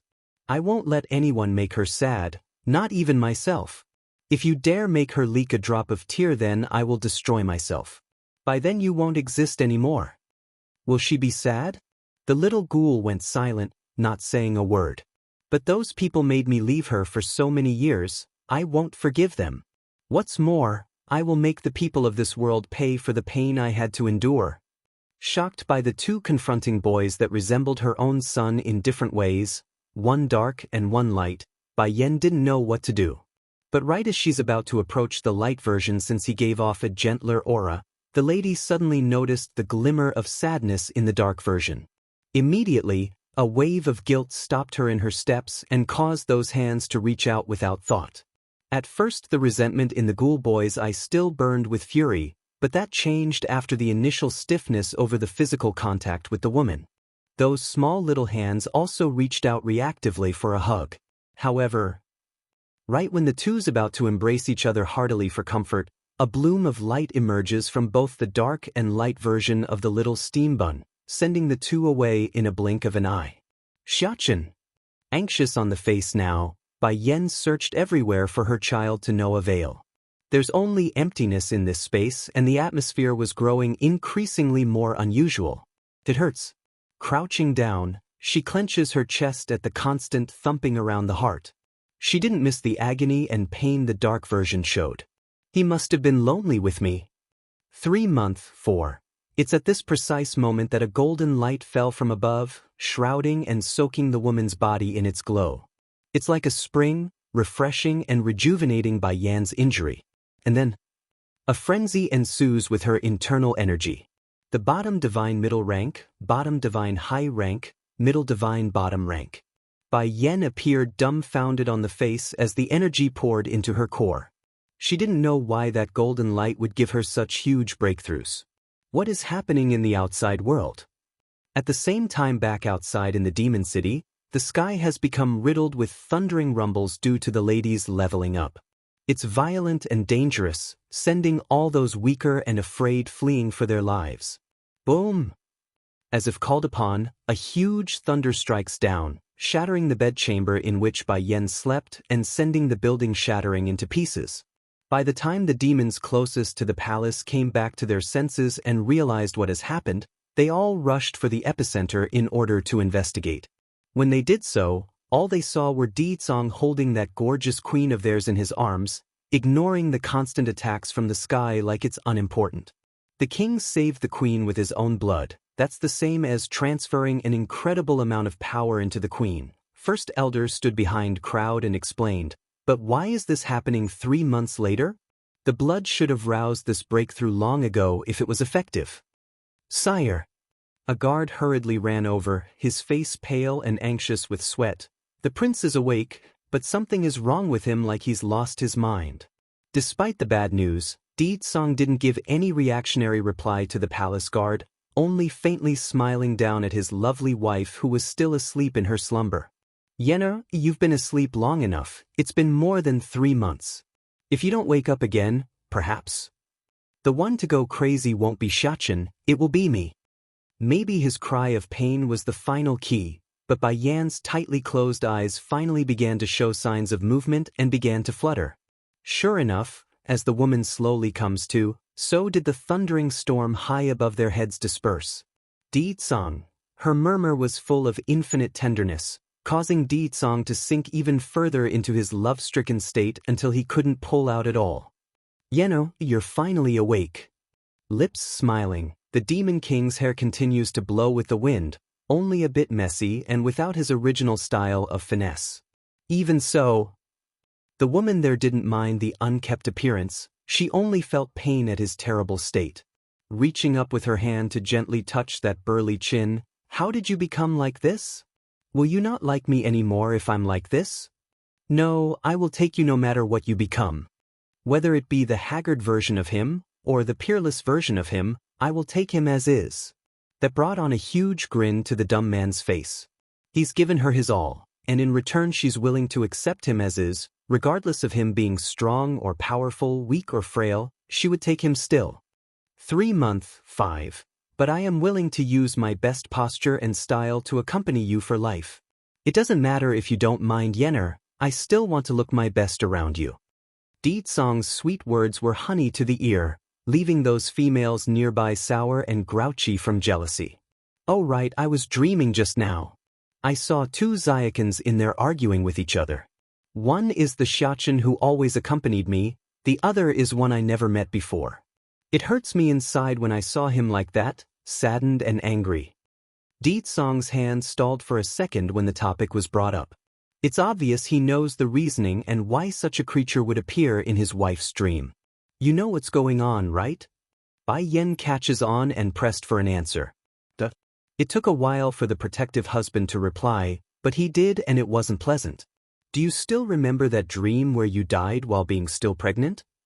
A touch of pain filled the lady's heart at the mention. The child died before he was born, so it left a resenting grudge in his soul.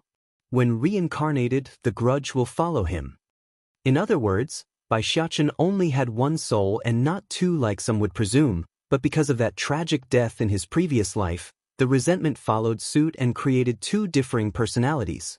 Because of hatred, his strength is abnormally strong, but it's also because of that hatred that he cannot control that part of himself.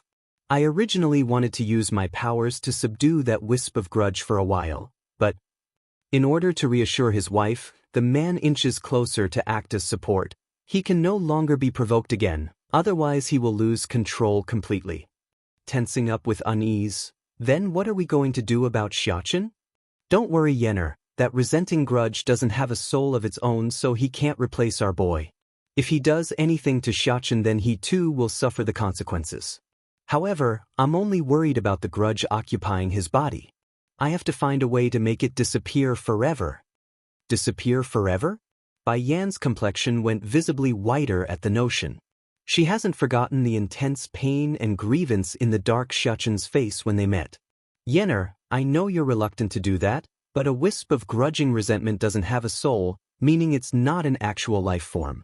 If it was otherwise, I wouldn't take this route either. Shaking her head in disagreement, Bai Yan clings onto her husband's sleeve. There must be another way. I saw how much sadness there was in his eyes. How can I abandon him when I couldn't protect him properly before? He's still my child regardless of what he has become. Even if he doesn't have a soul, even if there is no life, even if he's only some sort of resenting grudge, he still called me mother. Seeing the anxious face from his wife, Song knew he couldn't say no. With a faint smile, okay, we will find another way. I'm sure there's some method to please everyone. 3 month, 6. Shook by the amount of love she herself was getting despite not doing as much, Bai Yan's face was all full of guilt and apology. Song, I'm sorry. You don't have to say sorry. I only don't want you to be sad, that's all. For that goal, I'm willing to give my everything for you. Hearing the dialogue between the couple, First Elder who had originally wanted to speak up began to hesitate. It's no secret that 2 souls are unable to occupy a single body. It would create too much conflicting interests, let alone a resenting grudge from a past life. However, that doesn't mean the others here are aware of this fact. Sire. The guard who came earlier to report the little steambun's condition spoke again, his body shaky from discomfort.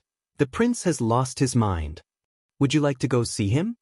Like before, Song didn't pay too much attention to the message that's meant for him, but that doesn't mean Bai Yan wouldn't.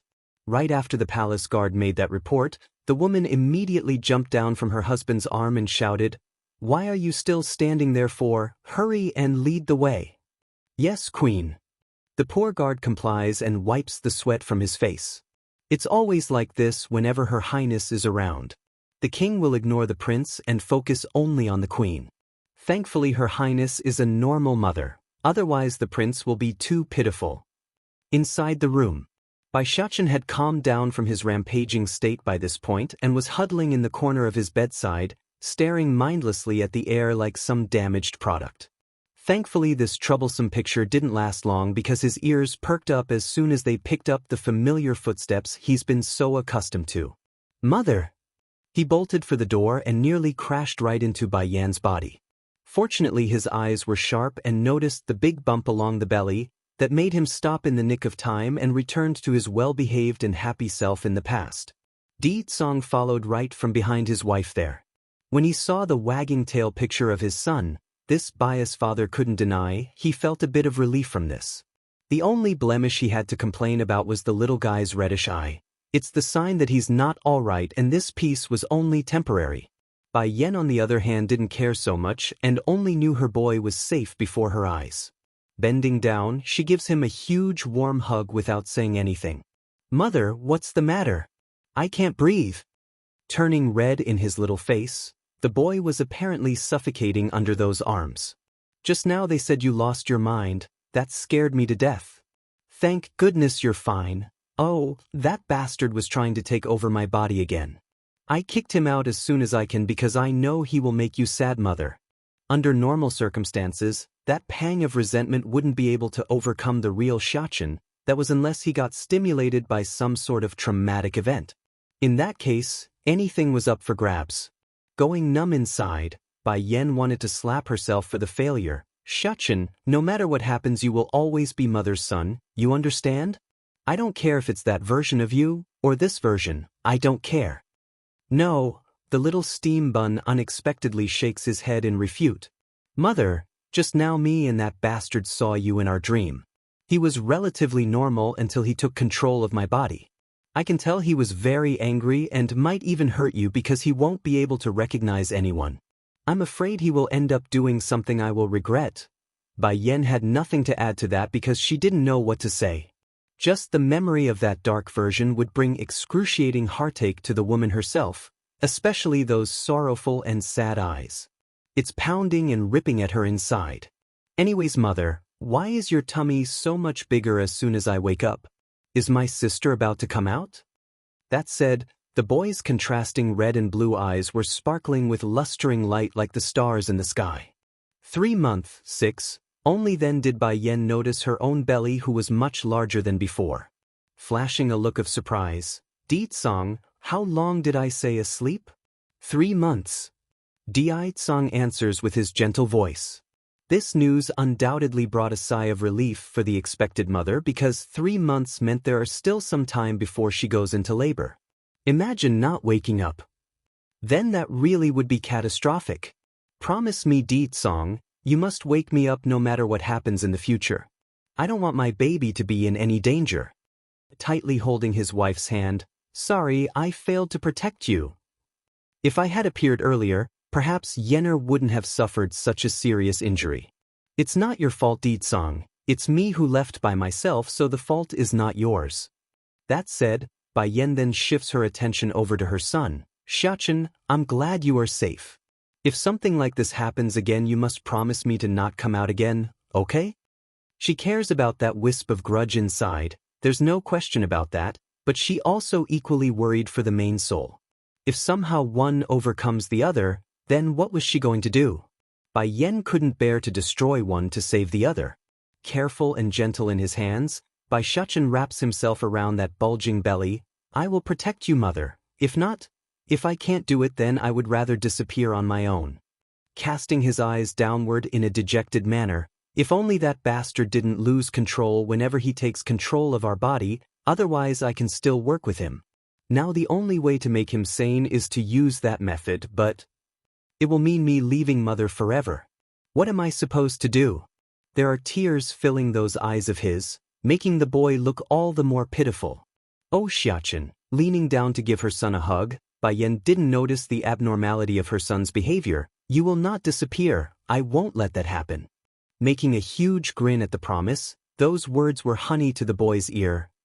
I am very fond of Mother too, so I don't want to leave either." He can't. Besides, the boy still hasn't taken care of his sister yet. What if the other version of himself starts bullying her? So, whether it be for this world or his little sister, The little steam bun didn't have the heart to leave for good. By the way, where's Dragoni? Bai Yan suddenly thought of something which caused her to raise an eyebrow. Normally she would run to me whenever I wake up. How come she's not here? Di Song was taken aback by the reminder.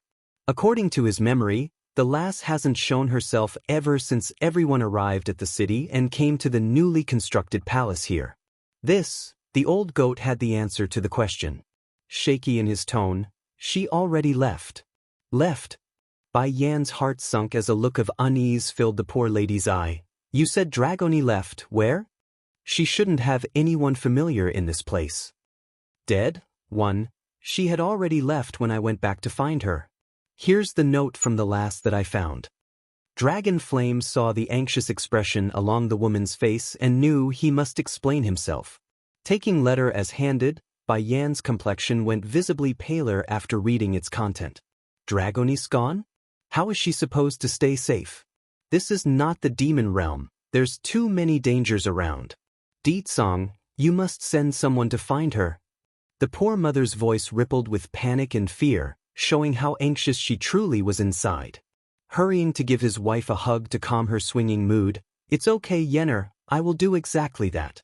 Don't worry too much. That girl's bloodline belongs to that person, so she might not necessarily be in as much danger as you think. Perhaps this outing by herself is a chance for her to grow. You should know by being with us she won't be able to mature. Don't worry? How can I not worry? Dragoni is only a child at heart, not to mention she's girl. What if some bad people start picking or hurting her? She gets frightened easily. It was not easy for her to find a safe harbor with us after all the grievances she went through since birth.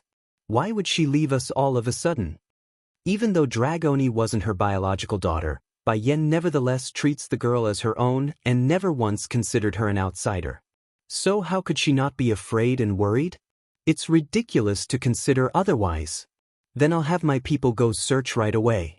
Turning around to the palace guards behind himself, Di Song snaps with harshness despite the other side doing nothing. Didn't you hear your queen's order? Go and find the princess now. Yes, your majesty. Complying, the remainder of the demons left in rapid succession. Don't worry, Yenner, I've sent them all out. It won't be long until we locate her. Perhaps it's due to the low, hoarse voice of the man's tone, but it was enough to bring the panic-stricken lady out of her swinging mood. Di Song, I know the reasoning of her choice, but her heart is so innocent and kind, I can't bear knowing there are sinister characters out there who might take advantage of this fact. The price of learning the hard truth is too high for someone like her. That said, she then gives her tummy a rub. This opinion of mine has only grown stronger now that I have a second one coming. I would rather my children grow up in mediocrity than to live a life of hardship just because they want to be exceptional. Mother, the little steam bun tugs at his mother's sleeve after hearing all those heartfelt words. I know Dragoni also wants to protect you, just like I want to protect you. Believe in us. Once she gets stronger, then she will return to us. I know I will if I was in her case. Bai Yan's heart shook at the sensibleness of her lovely and cuddly boy. Smiling on the face, you are right, Xianxia. If Dragoni insists on leaving, then there's nothing we can do. Even if we locate her, it doesn't mean she would willingly come back. I don't want to force anything on her, so Di Song, you only need to have your people locate Dragoni and protect her in the shadows. I only need to know she's safe. Dead, too. All right. Gently stroking his fingers through his wife's hair, Di Song's warm, gentle smile was dazzling despite his ragged appearance. She is a daughter you took in, so she is mine as well. I won't let others hurt our children. That remark brought a displeased look from the little steam bun. Puckering his lips to the side, Batty father, how come you're never this good to me? Sweeping over his gaze immediately at the jab, the Demon King's look was hard and stern like a father lecturing a child. You are the prince of the demon realm, a man of our D family. As a man, you have a duty to protect your mother and sister. How do you expect me to spoil you if you got that on your shoulder? That didn't make the young boy angry at all. Instead, it brought a burning fire of proudness to the kid's face. You are right, Batty father. I am a man, and a man is used to spoil girls. I will assume the heavy responsibility of protecting mother and my sister, as well as the citizens of the demon realm. Watching the two males in her life acting so childish and silly, Bai Yan's tensed heart up until now finally died down. In fact, she was so amused that a giggle escaped her lips before she could turn back to the old goat and snake. Anyways, I've been meaning to ask you two before. How come the both of you are still here despite me breaking the contract with you two? Dragon Flame didn't respond right away, only carefully looking towards Deedsong for help. When the old goat saw the Demon King had no intention of intervening, a rock could be heard dropping inside over the lack of attention. How come he's looking at me like he doesn't know me? I'm not wrong, the energy signature from his soul is clearly the same as that one. Also, why does it look like no one remembers anything? And how did he become the king of a demon realm? But, despite all the woes and questions hovering around the old goat's heart, he didn't bring it to the open and kept it inside for now. In my impression of humanity, your kind have always been sinister, cunning, cruel, and vicious. But you changed my opinion of that because you didn't use us as shields during time of danger. You set us free, for that I am grateful. This time I am willing to contract with you of my own volition. This decision from the old goat was beyond what Bai Yan expected, and that caused her to raise a brow. She didn't have any other motives when lifting the contracts with these two before. After all, she was going to die anyways according to her own assumption. Why drag someone else down with her? Not like they have some sort of deep grudge for one another. You don't hate me anymore? I remember you wanted to skin me alive and drink my blood. That's what you said, wasn't it? That comment instantly roused a drop of cold sweat from the poor elder's face. Dragon Flame could already see the death glare coming off of Deedsong from the corner of his eye. Skin her alive and drink her blood? I wouldn't dare even if she gave me 100 hearts. Quickly wiping the cold sweat from his forehead, Dragon Flame hurries to explain. I only said those stuff because I wasn't willing to be your servant. It's not meant to be taken seriously. Moreover, am I not willing to be your servant now? Bai Yan just smiled there, turning to half Qing Xing for her thought. Is your decision the same as his? Biting those lips, do I even have a choice here? If I don't agree, then Dragon Flame will definitely get payback on me. Will I make it out of here alive otherwise? I don't have a problem with it. Alright, since this is your decision, then I will continue to contract with you both. Due to the pressuring aura from Deedsong and the willingness of both demons, Bai Yan didn't have much trouble or resistance in this attempt. After closing her eyes, the lady's feelers were able to easily sign her signature within their souls. Dead? 3. Half Qing Xing promptly showed a surprised expression after the ritual was complete because of what she sensed. Before, the relationship between herself and Bai Yan was that of slave and mistress, meaning she had to do whatever the woman said under duress. However, this time she's been upgraded to a servant familiar status, meaning she's still connected, but her life's not on the line anymore and could refuse an order if she doesn't like it. I'm done forming the contract with the both of you now, so the two of you can go back to your rooms if you like. Turning to her husband, Deedsong, is my mother here? I want to go see her. Okay, I'll take you to her. She's in the neighboring garden around the back of the palace. Sitting inside a pavilion constructed at the middle of a man-made pond, Bai Ning was currently staring up into the open sky like she's lost in thought about something. But her trance didn't last long when the familiar sound of footsteps brought her back to reality. You've broken into the middle divine level? The woman asks in astonishment after noticing her daughter's breakthrough. Bai Yan faintly nods in confirmation. Yes, mother, I just did after waking up. I see, that huge disturbance is because of you then. Slowly coming forward, those tender eyes of this mother surprisingly turns to her son-in-law instead. Can I have a moment with my daughter? I have a few things I like to speak to her about. Deedsong naturally wouldn't object and nodded in agreement. I'll wait for you in the front. Take your time if you need to. Okay, Deedsong, don't worry, it won't be too long. That said, Bai Yan returns her gaze back over to Bai Ning's face. Their contour was very similar, close enough to be called sisters even if not for the age difference. No matter how well-maintained Bai Ning's contour was, she's still coming up to 40 in age. There's bound to be some subtle differences between the two. For example, the lady was much more mature and had on an air of strength from experience that Bai Yan lacked. Visit my site on Cultivation if you wish to read ahead of public releases. Yenner, I'll admit I was initially very dissatisfied with this husband of yours at the beginning, but it seems I'm wrong about him from the start. He cares about you a lot and I can see that now. Patting her daughter's hand, Bai Ning's smile was all tender and kind, marred only by the speck of sadness in the woman's eyes due to her own yearning for the other half. 20 years, I wonder how he's doing now. Is he okay? Mother, do you remember everything from the past now? Asked Bai Yen after a minute of silence. Nodding at that, yes, I remember your grandfather, your uncle and your father. I only found out about his background when I was being pursued by those assassins back then. Don't you think it's ironic? Me and him are both heirs to our respective sects and schools, yet we never once met each other until then because of our reclusive nature. If I had known about everything then, would we have come to this point? Turn out this way? In this life, the one I've wronged the most is to you, Yenna. When I was being chased, I couldn't make it back to the medicine sect and hand you over to your grandfather. In the end, I could only rely on a reliable acquaintance to keep you safe. By the way, is Lan Yu doing well? She asks after suddenly remembering that kind and gentle friend of hers. Unfortunately, the answer of good news didn't come as expected because Bai Yan's reply left an audible thud to the heart. She has passed away. She has passed away. Those words rung with an indiscernible sensation inside Bai Ning's chest. Clenching those hands, it's obvious this lady was having trouble coming to terms with this fact and what that information hinted to. Dead for, how can this be? Quickly tell me. If Lan Yu passed away, then how was your childhood? Bai Yen didn't keep anything hidden and went over the details in full to her biological mother. From the happy times according to her memory, and the sad and difficult ones where she had to run away from that household.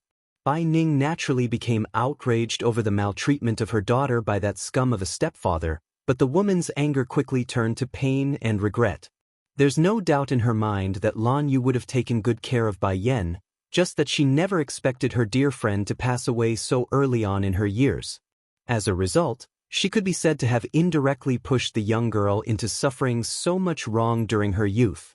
I should have kept her with me that day. Why did I decide to leave her behind? But you don't have to feel sorry for me, mother. Even if I suffered a lot in those years, I still had my brother Shower by my side. Now I also have Ditsong and Xianxia, so I'm very happy. Upon mentioning her own brother who has always stood by her side, Bai Yan's lips inexplicably curved into a heartwarming smile. Sure, they haven't seen each other in a while after they went their separate ways that day, but this sister knows her younger brother had also come to the celestial realm. As long as they're walking on the same land, then they are bound to reunite someday. That Bai Xiao is indeed a good child. I hope I can meet him someday and even take him as my godson. Bai Ning says that with a slight chuckle. In those years it was Bai Xiao who persistently stood by Bai Yan's side, so the amount of merit he earned with Bai Ning's heart was monumental. She couldn't even begin to imagine otherwise if there wasn't this emotional support. Your husband is also pretty good. That day your injury should have been lethal thanks to that Keeper Ling, but your husband saved you with his essence blood. What did you say? Seeing the urgency, Bai Ning didn't keep her daughter hanging and mistakenly thought it was because she now knows about the Demon King's identity. I already know he's a demon. Don't worry, I'm not like those worldly people out there who can't see past the norm, not to mention he went that far for your sake. If I don't accept him, then it's me who's in the wrong. Visit my site on Cultivation if you wish to read ahead of public releases. She didn't like Ditsong before because she didn't want to have Bai Yen be hurt by a bad man. Now that she's confirmed that's not the case, there's no reason left to hate him. Pale in the face, Bai Yen presses for more info despite the reassurance. How much blood did he bleed out? Probably about half a bowl? Boom. Like a thunderbolt striking down at her head, Bai Yan's mind was blown away as her legs stumbled back a few steps. For a demon and demonic beast, their essence blood was equivalent to their life. For example, if a demon could live for 1,000 years, then they would undoubtedly suffer greatly in their lifespan. Now imagine half a bowl's worth. That would be lethal to some of the weaker demons. That idiot, he really doesn't want to live anymore, does he? Please wait, mother, I'll be right back very soon. Gnashing her teeth in frustration, Bai Yen didn't wait another second and dashed for the exit where her husband was waiting under a peach blossom tree. How did the talk with mother-in-law go? Oblivious to the mistake he himself did, Di Tsang asks with a dashing smile that only got enhanced due to the pink petals slowly drifting onto his robe.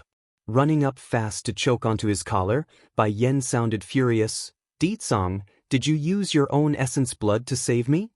Did mother-in-law tell you that? Dead? 5. Do you know what it means to do this? The loss of your essence blood will detrimentally reduce your lifespan. How many years do you have to live? Di Tsang understood why his wife would be so agitated and anxious. Without any argument, he rubs his hands around hers and starts making flirting plays. My dear Yenner is still as grumpy as ever, just the way I like it. After saying that, the shameless demon king didn't give any chance for the woman to retort and leaned in to smooch her lips. Don't fret, Yenner, losing a bit of my lifespan is nothing. I am strong and will continue to grow stronger. When I do, my lifespan will naturally increase in kind. You know, there is a level where one can become immortal and free from the reins of death. But that's too hard, she murmurs helplessly. How difficult can it be? As long as I can continue to live with you, then I will definitely reach that state eventually. By then not even the cycle of life and death can separate us. How could he bear to leave her alone in this world? Even if it means he would have to struggle for the rest of his life, Di Tsang has every intent to enhance his own strength to the upper limits this body would sustain. By then, not even life or death could constrain him. Loosening her hands around his collar, I hope it really will be as you say, otherwise. Turning sharp and commanding like a queen, if you leave me suddenly one day, then even if I have to flip over hell itself, I will take you back and fix you myself. Chuckling with amusement over that threat, the man couldn't resist anymore and hugs her for a deep French kiss. That's his answer, his vow to her. Unaware of it themselves, their picturesque play of intimacy under the peach blossom tree had been seen entirely from start to finish by Bai Ning. She's been standing at one corner of the doorway, and against her daughter's happiness, this mother couldn't ask for a better outcome. Thank goodness Yenner has such a good husband. Now I don't have to worry about anything after I leave here. Casting her eyes downward in thought, the image of Keeper Ling's old face popped up again, which caused a distortion of anger and hate in that expression. Keeper Ling, Celestial Palace. I will one day destroy you all for hurting my daughter. You bastards will pay for what you've done. With one final glance at her daughter, Bai Ning's body completely disappears from the pond to carry out her vengeance. Unaware of her mother's departure, Bai Yen was still lost in her dreamy moment. Pushing her husband away, be careful you. Don't press too hard, otherwise you might hurt the baby. Following the mention of the baby, Di Tsang's gaze slowly shifted to the bumpy belly down below. And exactly then the baby seems to have heard their complaint. To show her existence, the tiny life in there actually kicked the poor mother's belly and sent Bai Yan's gasping for air. What's the matter? Asked Di Tsang with nervous eyes. Shaking her head with a sweet smile, there's no problem, the baby is probably anxious to come out and kicked me. Going black in the face, Di Tsang's stern gaze locked onto the belly. If you dare to hurt your mother again, then I will slap your bottom when you come out. This one's existence already forced him to stop spending the night with his wife. Now she's also hurting her? How could this doting husband endure? Oh, Di Tsang, making a helpless face at her hubby's behavior, this is normal, you silly. A baby is bound to kick me sometimes. I don't care how others do it, but I won't let my child do it. That said, the overly protective husband started to make a ridiculous face of unreasonableness. If she kicks you one more time, then I will rope her up and beat her bottom once she's born. Celestial Fox's blood, 1. Bai Yan's face went black. If the baby is a girl, then she would become Xiaoqian's precious little sister. Do you think he will still recognize you as his father if you beat the baby? What does it matter if he recognizes me as his father or not? I only need you anyways. This sentence really does match up to that old saying, a wife is true love and the child is an accident. The only regret Di Tsang has out of this relationship would be how fast the children came into their life. Now he couldn't even get some free time to spend alone with his wife. Of course, if it wasn't for his boy's presence, Perhaps Bai Yen wouldn't have accepted him so quickly, and he knew that much. Celestial Palace. Keeper Ling has been moping around in the main hall for a while now, his expression burdensome and tired, like he's contemplating something heavy. Eventually a sigh escaped that mouth. Where exactly did that little thing come from? The power he wielded, why did I fear it so much? Growing sharp in the eye at the thought. Such a pity I couldn't make sure I sniffed the life out of that girl. With the Demon King's blood saving her, she's likely alive again. Should I inform the other keepers of this matter? Respected keeper, Miss Ruo, she is seeking an audience with you. Despite the sudden interruption of a guard, Keeper Ling didn't angry and even eased up on his sour face. She's back? Go ahead, let her in. Yes, keeper. But the order was unnecessary because the door had already been pushed open by a hand without any summoning. Under the glistening light of the sun, a woman wearing a light blue dress slowly strolls in, her elegance and grace unmatched in these halls. How did things go on your end, Roshi? Keeper Ling, casting her eyes down like some dejected maiden, I am incompetent, please forgive me, I failed to take down that demonic city and its invaders. Thankfully I was able to confirm one thing though, that woman is alive again. Unfazed by the expected news, the old-timer didn't sound angry and even grew more tender in his voice. Don't let it get to you, it's not your fault. I in fact have met that woman already, so your outcome is within my expectation. Taken aback by the news, the woman stares out in shock. You've seen her? Yes, it should be her reincarnation. Coincidentally, she's also going by the surname Bai and called Yen. She's even the daughter of that detested Bai Ning. Boom. Horrified on the face, a visible look of panic filled Yun Ruoxi's existence. Didn't that woman fall underground? How can Keeper Ling still meet her? Did she secretly escape somehow? But you don't have to worry too much. You are the destined one, the world will rally behind you. As for that wretched lass, she's the scourge of this world, nothing good will come her way. Unlike his attitude toward others, Keeper Ling held Yun Ruoxi in very high regard, so his tone has never been harsh or mean. Unfortunately, the constant reminder of the fact that she's the destined one only made the lady there glum with agitation. Make no mistake, Yun Ruoxi wasn't so oblivious to the world that she would think she's the real destined one.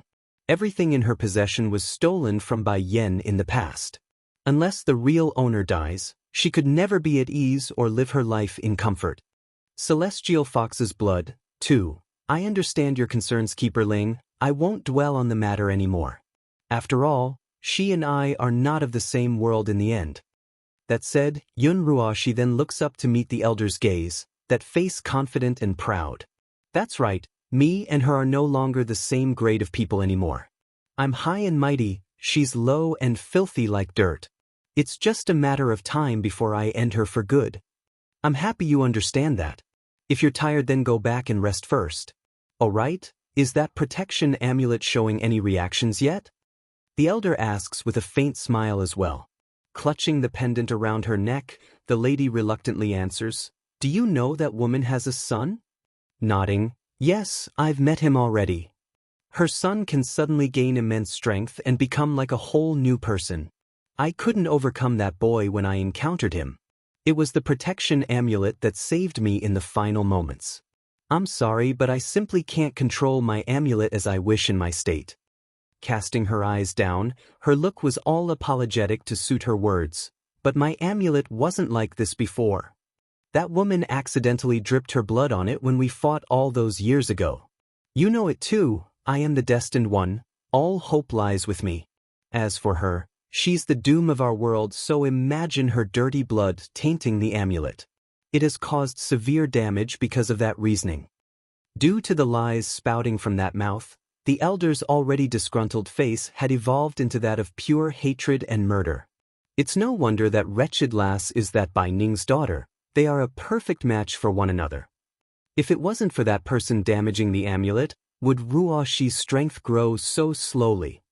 Making a bittersweet smile to put the final nail in the coffin, you shouldn't get angry for my sake, Keeper Ling. You know it as well, there are some people who are just evil-hearted inside and would never change. During the period where it was only me and her in the wild, She had always used me as a shield to keep herself safe. But for the sake of all the years of companionship we shared, I couldn't bear to cut off the relationship. Pausing to let her meaning sink in, she could see it was time to make herself shine even further. But everyone has a limit, I'm no different.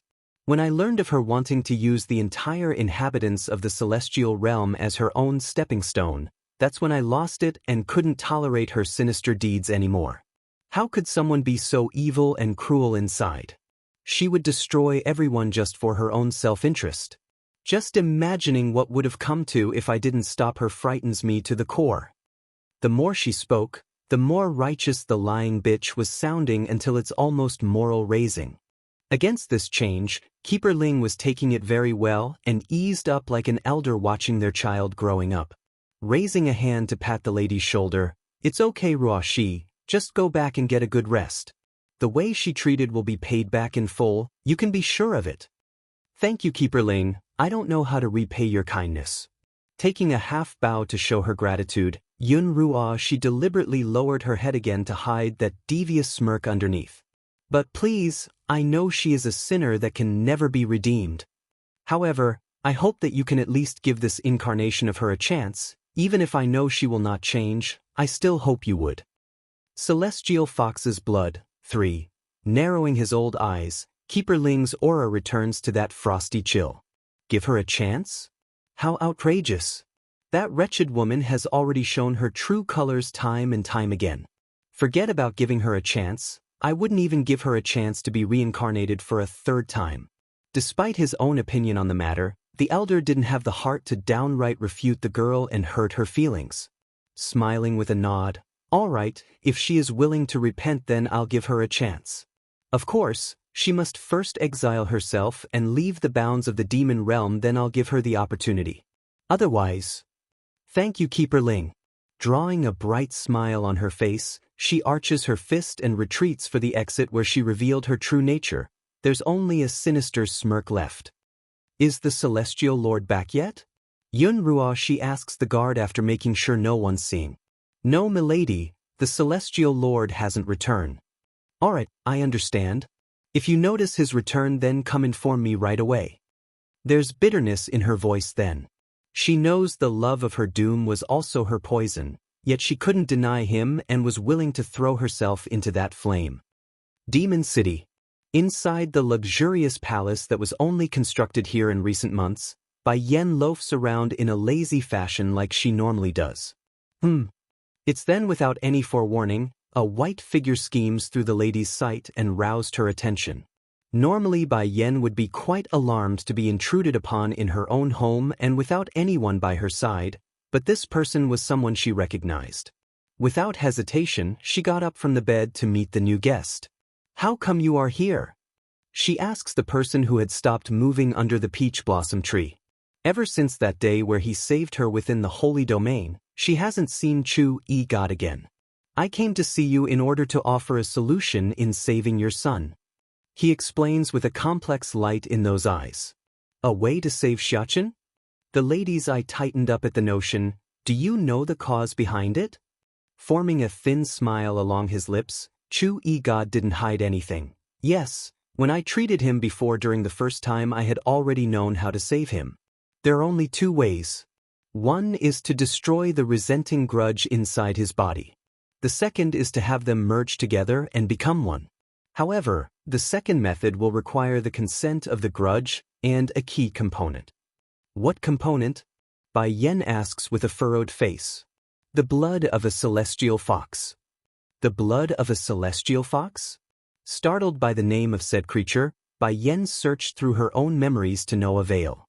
She's never heard of such a fox in her life. "Your husband should know this already. I speculate the reason he didn't tell you before I did is because of the dangerous terrain the animal lives in. That place is called the Cloud Mountain. If you weren't pregnant then the risk might not be an issue, but the way you are now." As expected, Bai Yen went silent at first before breaking out a shallow smile. "I know Dicong is worried about me and doesn't want me to take the risks in my state. I'm sure he was intending to go by himself at some point, but I am me, I have never been one to hide behind a man." Celestial Fox's Blood, 4. And, Bai Yen narrows her eyes onto the man. I am very grateful to you for saving my son, and I am also thankful for you saving me back in the holy domain. I owe you a lot and I will never forget your kindness in this life. However, Di Tsong's status within my heart is irreplaceable. I won't allow anyone to say something bad about my husband. Chu Yigod may not be openly hostile towards Di Tsong, but the underlying meaning of his words didn't escape Bai Yan's ear. If there's no ill intent, then they could still be friend, but vice versa. If for her husband's sake, she won't mind distancing herself from this mysterious man. Clenching the hands behind his back, that warning from the lady definitely hit a sore spot. You're overthinking the matter. I've come to tell you because I wish to. You don't owe me anything. If anything, it's I who owes you. If anything, it's I who owes you. Bai Yan's heart stung over those words. For some reason she got this strange sensation that someone had said that to herself before. Suddenly, the handsome face of Chu Yifeng returns to her mind, causing a loud bang in her head like it's about to explode. That's right, Chu Yifeng also mentioned something similar like that in the past, where he probably owes her for a past life's debt. But what does this man have to do with Yifeng? Clenching her fist at all the unknown hovering over this issue, I've told you before that I have a friend with a face exactly like yours. I'm going to ask again, do you and him share some sort of relationship? The man didn't answer right away, only staring at her like he's trying to gauge something. I'm sorry, I'm afraid there's nothing I can say. Pressing forward by stepping into his personal space, there was no way Bai Yen would let this go so easily. What do you mean by that? Are you implying he is indeed related to you? You will find out eventually, but not now. That said, the tenseness in Chu Yigod's clenched fist began to loosen, and I suggest you hurry and go find a celestial fox. The sooner the better. Why so? Narrowing up her eyes, Bai Yen didn't understand why the urgency, especially when she's still heavily pregnant. At the very least she should go after going through labor to reduce the risk. Because the celestial fox will only appear when a fox is born. The baby in your stomach is not a normal one, so it will undoubtedly lure one to your side. Now this has left the poor woman in a bind. She knows that if Di Tsong finds out, then he would never allow her to go out during her pregnant state. In fact, Bai Yen has no doubt her husband would tie her up if he must, just to keep her at home. Also, you should bring your son along for the trip if possible. A celestial fox's blood is best used when it's fresh. That's when it has the greatest effect. Furthermore, that species of the fox kind hated man the most. They won't show themselves if they smell the scent. As for Bai Xiachen, he's only a kid, his presence shouldn't matter. Having said this, Chu Yigod then met the woman's eye with his own before handing over an item. I've said everything I need to say. Take this, it's a jade card that can call for me. If the Celestial Palace ever comes to make trouble for you, go ahead and snap the card in half. I will come at my fastest speed. Startled by the offer, Bai Yen first glanced at the man, then down to the card in her hands. She's troubled by the idea of relying on this person who she barely knew. But right when she wanted to return the item to its owner, Chu Yigod was already gone, nowhere to be seen in front of herself. Celestial Fox's blood. 5. I believe that as my child you will be very strong and survive. So, if you are willing to let me go to find the Celestial Fox in order to save your older brother, then give me a sign by kicking me 3 times. But if you don't agree, then kick me twice. Whatever you choose, I will respect your opinion. Bai Xiachen was her child, as was the fetus in her belly. If Bai Yan's going to take the risk with her, then she would need the consent of the unborn baby. Bump. Bump. Bump. As if able to understand her words, the fetus actually kicked her 3 times as requested and shocked the poor mother. Really? You're able to understand me? Alright, if you agree then kick me twice this time, and if you disagree then kick me 3 times. Bump. Bump. This time there's no mistake, the baby does understand her. Now that you agree to your brother, we'll find a way to locate a celestial fox and save your brother. That said, she then starts to muse over the options. Firstly, she mustn't let Di Tsong find out about what she's up to, otherwise the idea would be tossed out without a second thought. That means she must leave quietly. Mother! It's then a soft, cuddly voice rushes over from the rear and causes the woman to swing around like a thief that's been caught. Thankfully, it was only her son once she recognized who it was. "How come you're here, Xianxia? Where's your father?" asked Bai Yan with a soft, tender voice of her own. Answering without a second thought to his mother's inner plan, "Batty father and first elder needs to go out for something and won't be back until evening. They said to keep you company, mother." "He's not here." A sigh of relief swept over the woman's face. "Listen to me, Xianxia. I have found a way to completely integrate that grudge within your body. Now neither of you have to disappear." Blinking those eyes of his, the boy didn't object and continued to listen. "But we will have to make a trip to somewhere. You need to come with me." Giving a happy nod, "I will listen to you, mother, but my little sister is going to be born soon, so how are we supposed to go out? Is it safe?" The reminder about safety definitely hit the sore spot for the desperate mother. "I have no choice." In regards to Chu Egod's stuff about using a fox's blood and such, she does trust him. It's unreasonable to trust a stranger so heavily, but that's what the heart tells her to believe. "Okay, if that's what you want, mother." Batty father said it already. "If he's not home, then I am the man of this family. I won't let anyone harm you or my little sister." Patting his chest, the kid says it proudly that left Bai Yan warmed to the heart. "Don't worry, Xianxia, whether it be you or him, I won't let either of you disappear." Smiling brilliantly, "If mother likes him, then I can accept him, but I won't leave you no matter what. Otherwise, I will feel lonely in that sea of bitter hell." In front of Bai Yan, he's always going to be that good and obedient child. Aching over how sensible her boy was, Bai Yan couldn't take it anymore and pulled him into a bear hug. "Don't worry, I promise everything will be all right." Celestial Fox's Blood, 6. Bai Xianxia didn't say nothing more as he hugged his head against Bai Yan's chest with that big bright smile. "Come then, let's head out before your father returns." That said, she promptly lets go of her son and led the way for the exit, holding the boy's hand along the way.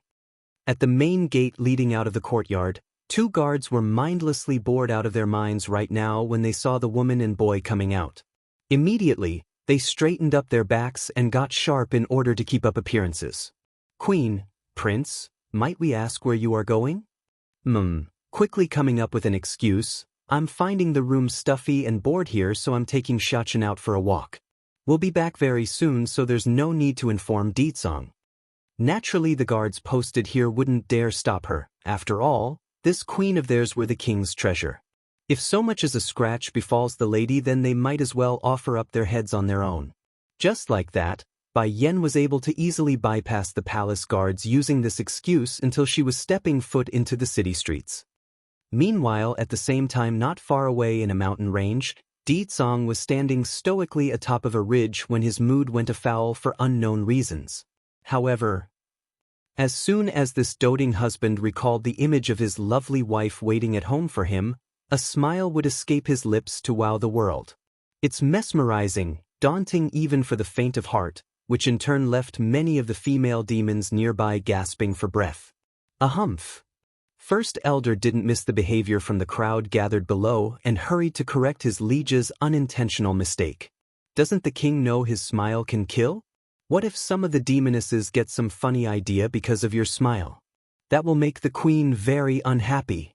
Realizing he shouldn't act that way as well, Ditsong quickly restored himself back to that dominant and cold demon king that they all expect of him. "So all of you are from the nearby demon tribes?" In the celestial realm, most demonic beasts have long been subjugated into slavery or familiar contracts at the hands of the humans living here. Only few and sparse groups were able to escape that fate thanks to hiding in difficult-to-reach terrains. As a result, the ones gathered here today before Ditsong are the ones who didn't get the news of the demon realm's attack and had to be sought out personally. "That's correct, Your Majesty. We are the remaining demon tribes living in this region and are willing to be at your command." Ditsong's sight first landed on the speaking old elder, then shifted to the beautiful young maiden next to him. An entry-level middle divine? The words were faint, but it was able to reach everyone's ear nevertheless. Understanding he needed to explain, the old elder steps forward and bows. "Your Majesty, she is my youngest daughter and the most talented one among my children." In order to not let the celestial realm's people know of her existence, we deliberately hid her talent over the years and has only managed to help her break into that rank recently.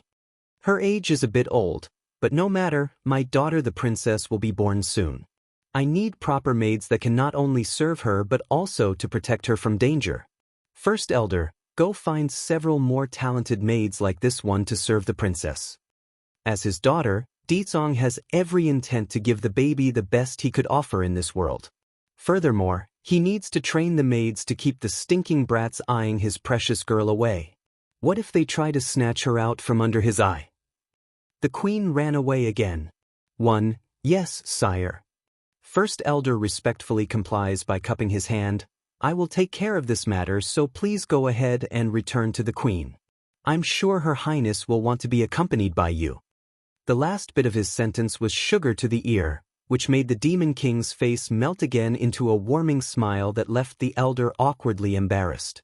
He wanted to remind Dizong again this wasn't the right image to give as their king, but the man was already gone when he opened his mouth again. A humph. Coughing to clear the awkwardness in the air, First Elder figured he might as well push forward anyways since they've already embarrassed themselves enough. Leopard Chief, our king always takes good care of the queen, so there are never any maids near Her Highness. However, the princess will soon be born, so we are in obvious needs of capable maids for that. I want to know if your leopard clan has any qualified members to fit the job.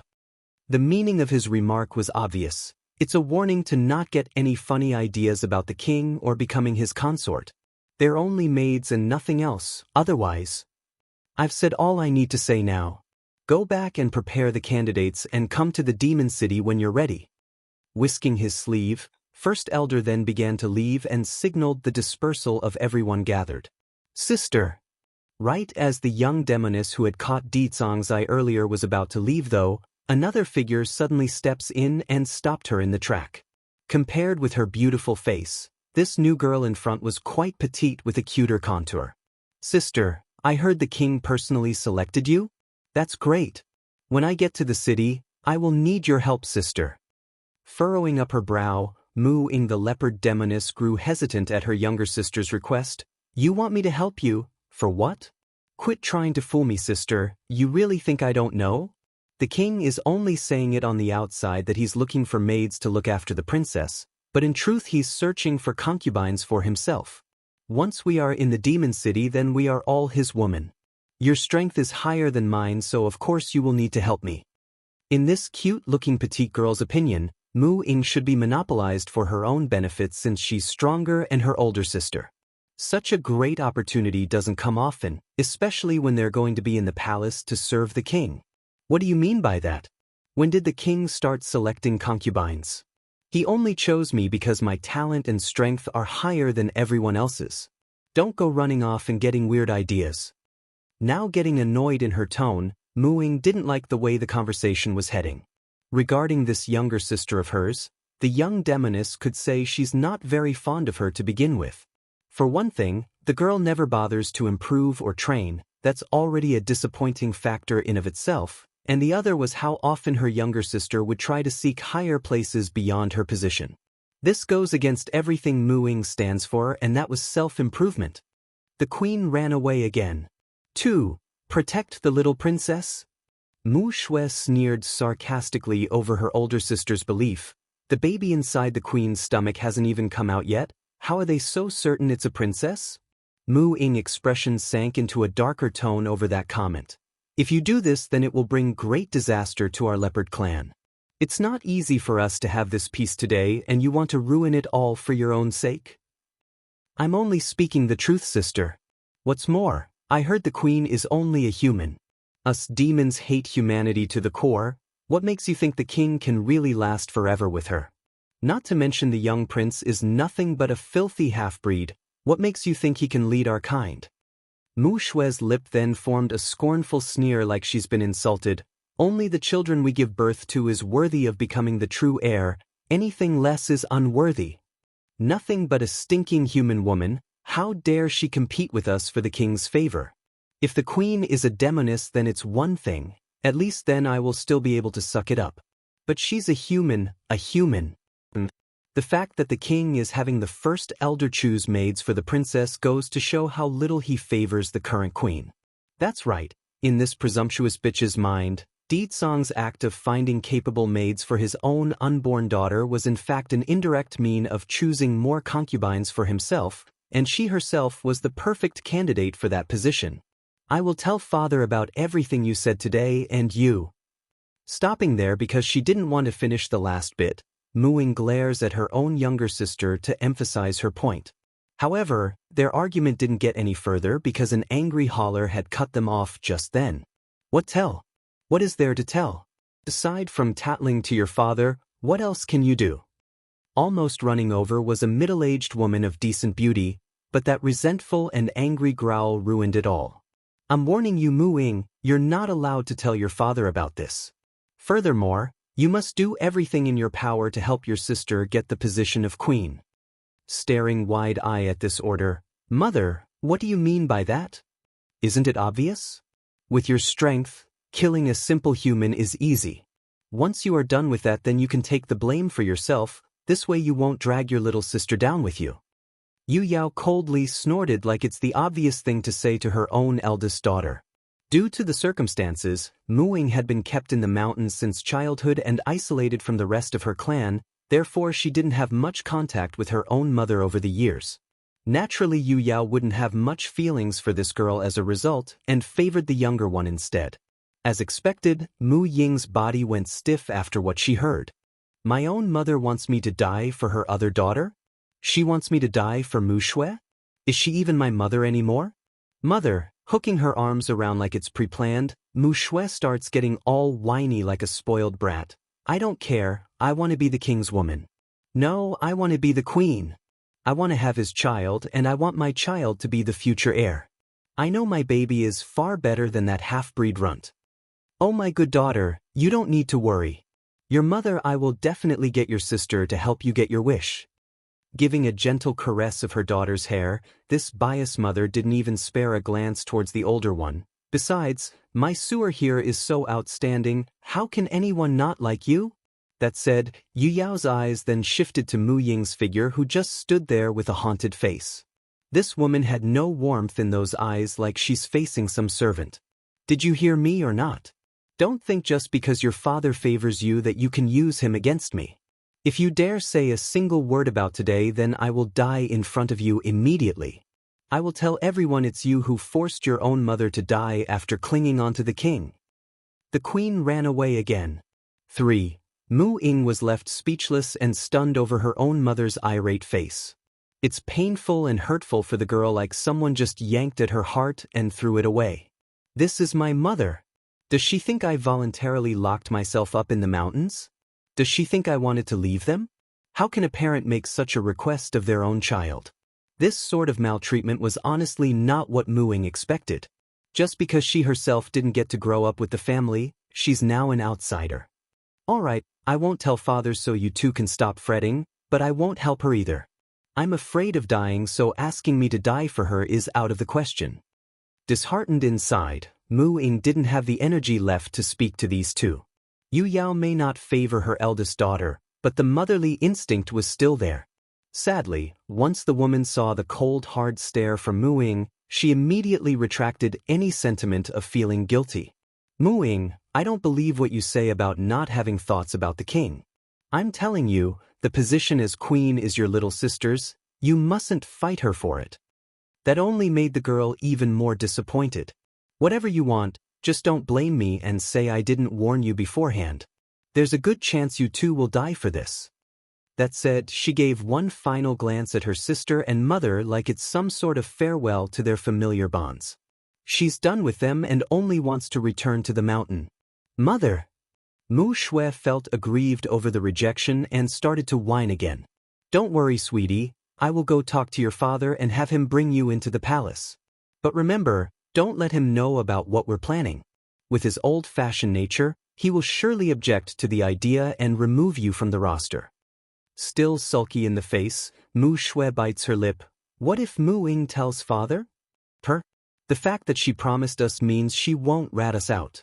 Don't take her too seriously, and when you do become the queen, won't she have to kneel before your feet? When that time comes you can humiliate her all you like. This time Yu Yao's voice was very cold, like the girl was no longer her daughter at all. At the mention of being the queen, Mu Shue's heart definitely felt relieved because the desire and greed for the crown overcame all her own fears.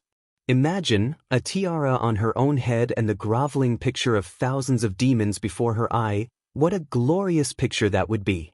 I won't let you down, mother. One day I will become the noblest of all women in this world. At first her goal was only to become a concubine of Daoist, but clearly this girl has no bounds or qualms about anything. Yu Yao felt proud after hearing that blasted remark worthy of execution. In this mother's mind, her youngest daughter could do anything, blind confidence being the worst type of poison for an ignorant mother. Go clean yourself up now, I'll go find your father and organize the matter of bringing you into the palace. Patting her daughter's head, the woman's attitude was too polarizing to say she's right in the head. The queen ran away again. Even though Mu Ying promised her not to say anything, but Yu Yao has never been one to trust others so easily. She must go confirm it's the case in order to be reassured, and telling her youngest daughter would do nothing but make trouble. Demon City. Inside the newly constructed palace, Daoist was searching high and low for the two people he wanted to find. Sadly, despite his efforts, he couldn't find a single trace of their being in the courtyards or rooms. Going slightly white in the face, he makes a grab for the nearest demon soldier. Where's the queen and prince? Startled and unable to process the question, the poor guard had to take a good moment to answer. The queen and prince said they wanted to go out for a walk because they felt stuffy inside. They haven't returned yet. They haven't returned yet? The man's face instantly changed into an ugly shade. Hurrying to close his eyes in order to sense for his wife's presence, the Demon King didn't wait another second before his body disappeared in a gush of wind for the outside. Not long after the king's departure, First Elder also returns from his trip of recruiting the 10 maids for the princess. But when he saw the trembling appearance of the palace guards around himself, he couldn't help but wonder, why are you all acting so nervous for? Literally squirming from discomfort, the guard in question cried and wept as he spoke. The queen and prince ran away from home again, we didn't stop her, and now the king. He's very angry. Sure enough, the elder's face went stiff like a rock. Bursting with anger as well, he stomped over and grabbed the person by the collar and yelled from the top of his lung, "You useless things! Don't you know the queen is pregnant? You actually let her go out on her own? What if something happens to the prince and queen? Do you want us all to die?" The impending fate of that future left all the guards within earshot of his outburst crumbling to the floor. They didn't dare to move, nor did they dare to ask for mercy because it would only make things worse. Frustrated, First Elder didn't want to waste time on unimportant matters now. You two go arrange the living quarters for these maids. I'm going to go handle this issue first because you useless idiots can't do a simple job of looking after the royal family. Yes, Elder. The leading palace guard complies and hanged his head in depression. Not a moment too late after the elder's departure, the leopard ladies were brought over by another attendant charged with their guidance. But when Mu Shui saw the moot appearances of these soldiers, the greedy girl couldn't resist coming over to ask, "Hey Mr. Guard, is the relationship between your king and queen very bad? Why does she constantly run away from home?" Frowning at the annoyance, "Our king and queen's relationship have always been good. You don't need to fret about it." Despite those words and the constant tugging of her older sister Mu Ying from the side, the little greedy lass didn't budge and smirked. "Is that so? Why does the queen keep wanting to leave then? I bet it's because she got wind of the king wanting to take in a new consort, that's why she's left out of anger." The king wants to take in a new consort? The expression of the guard froze over the idea. No wonder. No wonder the queen was anxious to leave today. It must be because the king broke her heart, which made her leave out of spite. Mu Shui. Now openly growing anxious in the face, Mu Ying desperately wanted to put a stop to this before it's too late. Lowering her voice into an urgent whisper, "Stop this. This is the Demon City and not the Leopard Clan, no one can protect you here." Obvious Mu Shui didn't agree with that idea and puckered up those lips. "Not like I said anything that's false. Why is she being so pushy? Labor, one, a humph."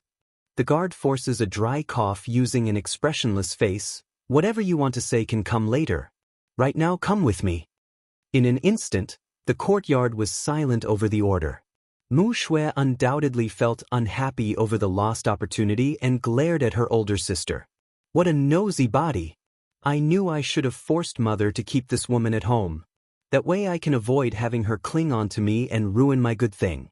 However, not even this greedy girl was foolish enough to openly showcase her true feelings. This wasn't the leopard clan, but the palace in the demon city. She has at least enough awareness to know what she could and couldn't do in these times.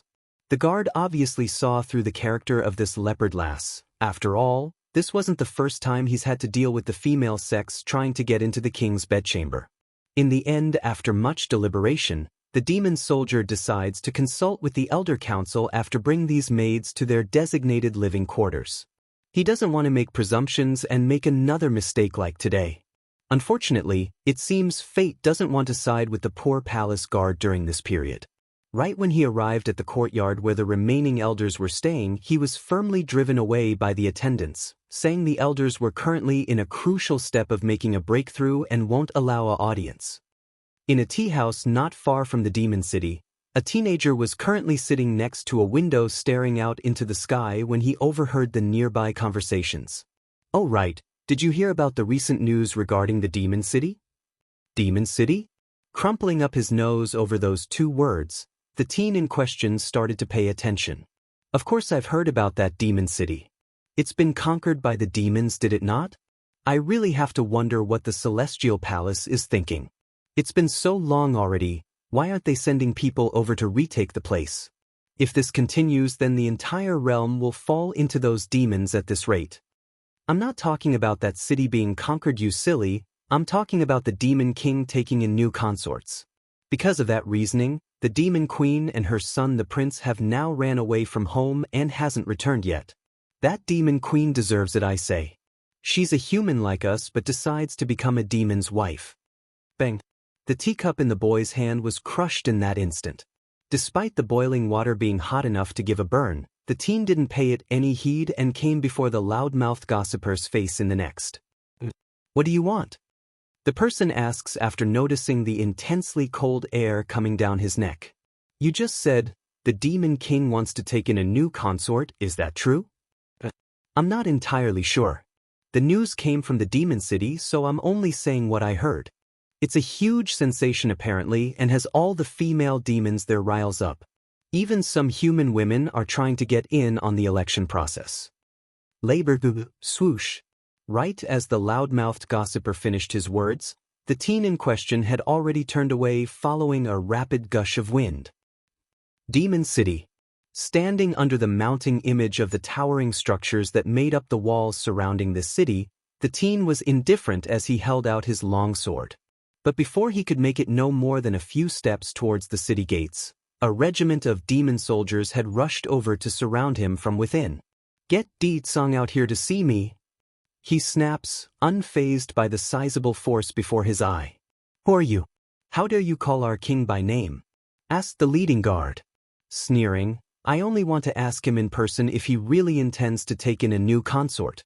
Tell him to get out here." The guards were all taken aback by the demand. It's true there's a rumor hovering above the city about the king taking in new consorts and that the new maid's first elder brought back from the leopard clan were the likely candidates. But that's never confirmed, so it didn't make sense that someone would have issue with the matter.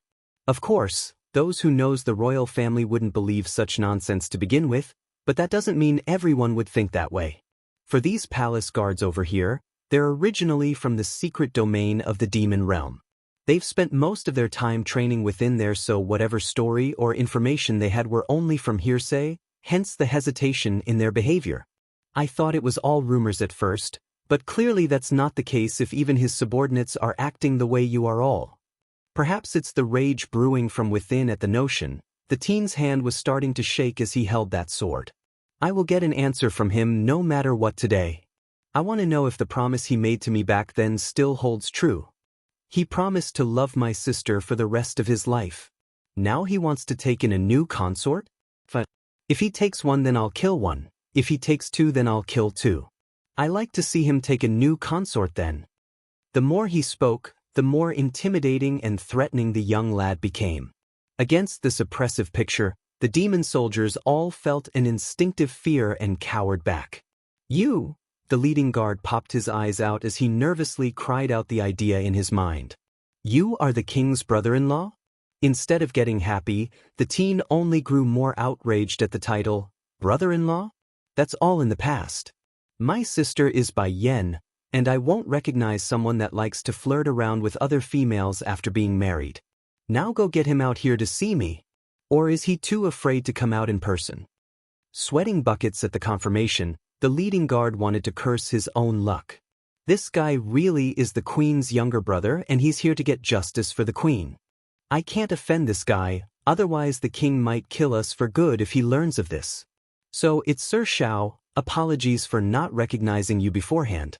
Unfortunately I can't oblige your request because the king has left in search of the queen again. The guard rubs his hands together like a guilty child that's been caught doing something wrong. Labor. 3. Bai Zhao's expression grew even colder over that information. That asshole still have the guts to find my sister? Ridiculous. When he comes back you tell him I am willing to take care of my sister for life. If he really wants to take in a new consort then he will stop pestering my sister. That said, he gives one final glance to the open gate where a flash of cold gleam glowed from those irises. Just when the leading demon solider felt relieved at the teen turning away again, something completely out of his expectation occurred. It's the sound of something collapsing behind his back. Rigid like a robot, he turns around and saw what it was. The gate has been sliced apart and down on the ground. Gulping, Her Highness's brother isn't easy to handle either. He destroyed the gate. That's tantamount to stepping on the king's face. It looks like His Majesty won't have an easy time persuading the queen to return this time. Sky Mountain. High into the clouds, dangers are lurking everywhere in this difficult terrain. Nevertheless, Bai Yan continues to push through the blocking branches with her sword in one hand and her son behind herself. Suddenly, the poor woman felt a stinging pain along the belly and caused her to convulse a gasp. She's sweating now, but knew well enough stopping was out of the question at this point. Mother, what's wrong? Bai Xiachen nervously grabbed onto Bai Yan's hand after noticing the behavior, his little face showing concern and worry. Shaking her head, it's all right, probably it's your little sister wanting to come out. I'm sorry mother, it's all my fault. If not for me, you wouldn't have to endure so much with your tummy this big. Aching with pain in the heart, the kid had started to cry along his lovely but guilty face. I'm fine, this is your sister's will. Come, let's continue. Only by getting up to the peak of this sky mountain can we find a celestial fox. Drawing a smile to reassure her boy, Bai Yan presses on without regret. For her son, she's willingly to do anything and endure anything. Like this sky mountain, it's infamous for being dangerous and full of traps. Thankfully she did her research beforehand and managed to avoid any risks so far. It's just that there's some sort of invisible pressuring force surrounding this mountain that hindered any human trying to climb it. Due to this reasoning, Bai Yan's body would be stressed beyond compare with every inch she moved, making it all the more difficult to walk. Even so, she's not going to stop. In fact, she couldn't stop. Bang. But in the end the pressure was just too much for her pregnant self. Bending down in the knees, she's sweating buckets and showed visible pain on the face. Labor, for mother. Throwing himself over to Bai Yan's side, he cries out in fright, let's go back, okay? I don't want the celestial fox's blood anymore, let's go home. We've already come this far, there's no turning back anymore Xiachen. There's only 100 meters away, we must reach the top. Closing her eyes, Bai Yan's mind brought up the image of that ghoul-like version of her son merging together with the light one. Only with that picture did her heart firm up again. Even if I have to crawl, I must crawl up here. No one can stop me from saving my son. Grinding a streak with her knee along the snow, she slowly climbs up to her feet by clinging onto the cliffside. I must get up there. The celestial foxes will only show themselves if I'm at the peak. I must get up there. At the thought, she then stares down at her belly and rubbed the life that's within herself. Child, you must protect yourself. For your brother, I can only persist. I also believe you will be born safely into this world and stay with me for life.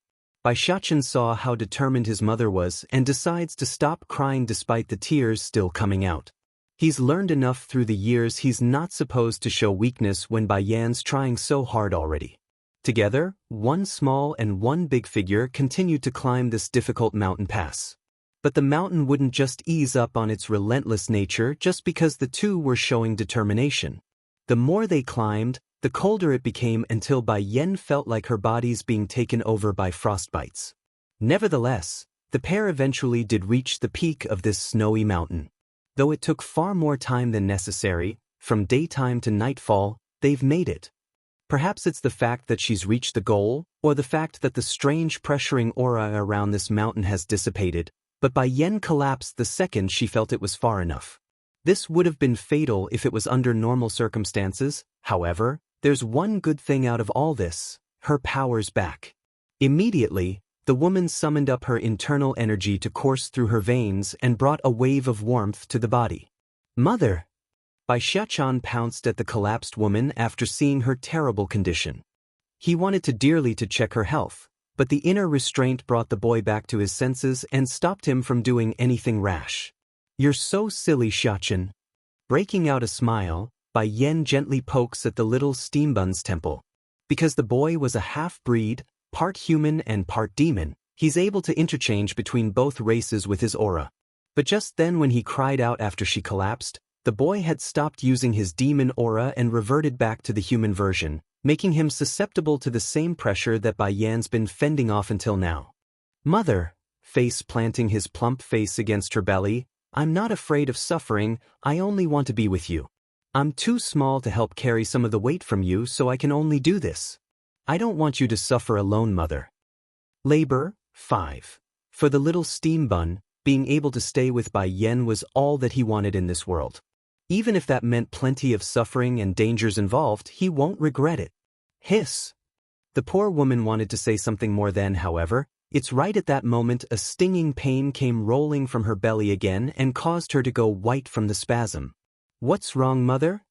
Bai Xiachen asks with urgent eyes. Is my little sister coming out?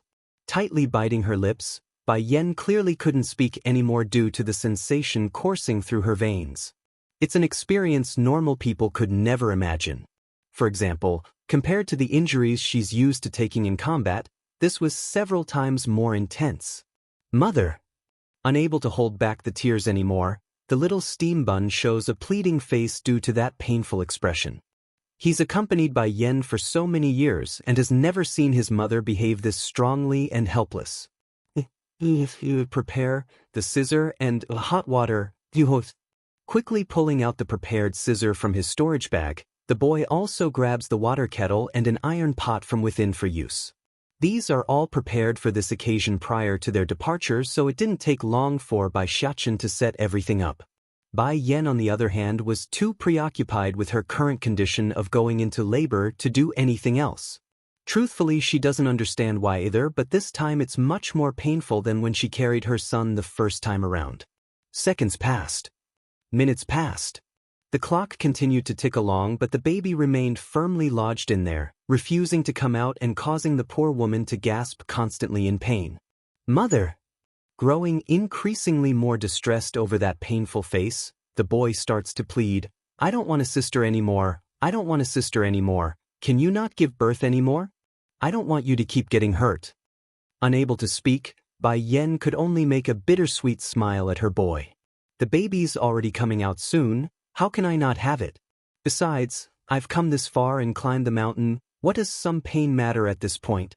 Getting angry now, Bai Xiachen stares angrily at the big belly. You are not a good sister, you causing mothers so much pain. If you don't come out now, then I won't like you anymore.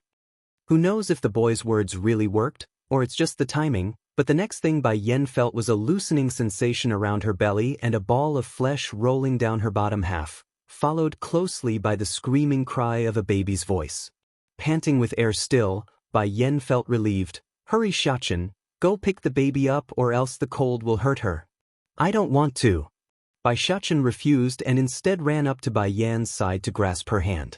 But don't you want your sister? Hurry and go pick her up. She hurt you, so I don't like her anymore. Puckering his lips, the boy explains with an unhappy face. Labor, 6. In the eyes of the boy, anyone who hurts his mother was one to dislike, hence his behavior right this instant. Xianxia, I suffered a lot in order to give birth to her. Are you going to let all that go in vain?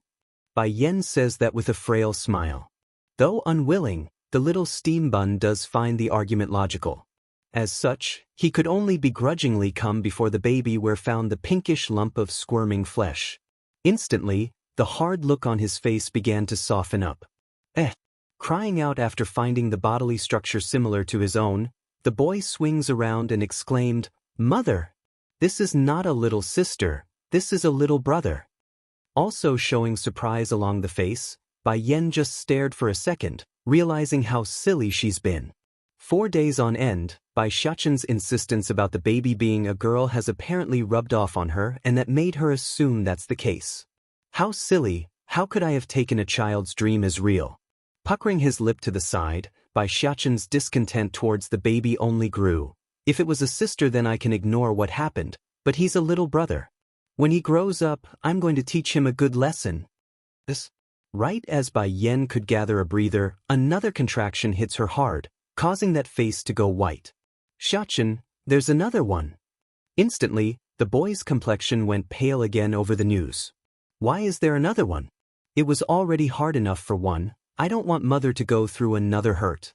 Bai Yan knew the boy's worry, so she tried to reassure him with a smile, however. Perhaps this one in the stomach was better and well-behaved, but there wasn't any struggle for the woman after one push. Immediately, a second ball of flesh rolled down from her bottom self. And like before, Bai Xiaoqian quickly stepped in to pick up the crying baby. It's just that unlike the first baby, this one clearly had a different structural makeup. This fact brought a huge smile to the boy's face. Mother, it's a sister, this is a girl. Full of excitement in the voice, he's so proud right now. I knew it, my little sister is the good and obedient one, she didn't make mother suffer at all. This little brother on the other hand is the bad one. He's mischievous just from first glance. I'm going to give him a good beating later. Against the picture of her 3 children, Bai Yan just couldn't help but chuckle. Be good little sister, I will take good care of you and fend off the cold. Shrouding his little hands in a golden glow, the boy's power instantly dispelled the frost around the 2 babies. Oh right mother, can I name my brother and sister? He asks with sparking eyes. Faintly nodding, okay. Then I'll name my little sister Ling Yan, meaning hope and beauty. She will be Di Ling Yan. If that's what makes you happy, Bai Yan softly giggles. And what about your little brother? Oh, puckering his lips in discontent, little brother is so naughty, so I'll just call him Pippi. Gawking her face, Bai Yan has had to hand it to her son. Based on this attitude alone, she could tell he doesn't like this baby brother. That name is not very nice, pick another. She says with brows pricked. Truth was Bai Xiaoqian only wanted to help name his sister, never did he intend on for a boy instead. If not for worrying about tiring out Bai Yan some more, he wouldn't even bother at this point. Puckering his lips again, then let's call him Tian Tian. Tian Tian? Bai Yan's face went black. Your little sister will be called Di Lian Yan and your little brother will be called Di Jin Tian, how about that? Celestial Fox, 1. Okay, I will listen to you mother. The boy has no opinion regarding the matter, after all, he only cares about his little sister's name. Giving a gentle tickle at the baby girl, Ling Yan, you have to remember your name is from your older brother here. As if to answer those words, the girl actually drew a smile that melted the kid's heart like a hot spring. Mother, she is smiling at me, did you see that? Smiling right up to the eye, Bai Xiaoqian couldn't hold back his delight. She must also like me a lot. Xiaoqian, bring me the scissor first. Bai Yan had long climbed up from the dirty ground and leaned in against a nearby tree using a sitting position. Okay. First burning the metal utensil against the fire, he then quickly came before his mother with a helpless face. What should I do now, mother? Give. But before she could say give her the scissor, a noticeable energy signature had caught her attention and sent her into alarm. Xiaoqian, protect your little brother and sister. Without delay, Bai Yen takes over and cuts the umbilical cord without a second thought, her eyes scanning intently at the front. Okay. With the main cord holding the baby's back cut, the little steam bun was free to move around freely for the impending new arrival. They are both aware of what's coming and knew what must be done. Swoosh. It didn't take long for the sound to reach their location, and when it did, Bai Yan's eyes immediately locked onto the snowy white fox that gave off an incredible visual impact. Yet instead of stopping over the unfamiliar people in her territory, the fox continued to pounce at them at incredible speed. In an instant, the creature had brandished its claws and swiped down at Bai Yan's shoulder. Mother!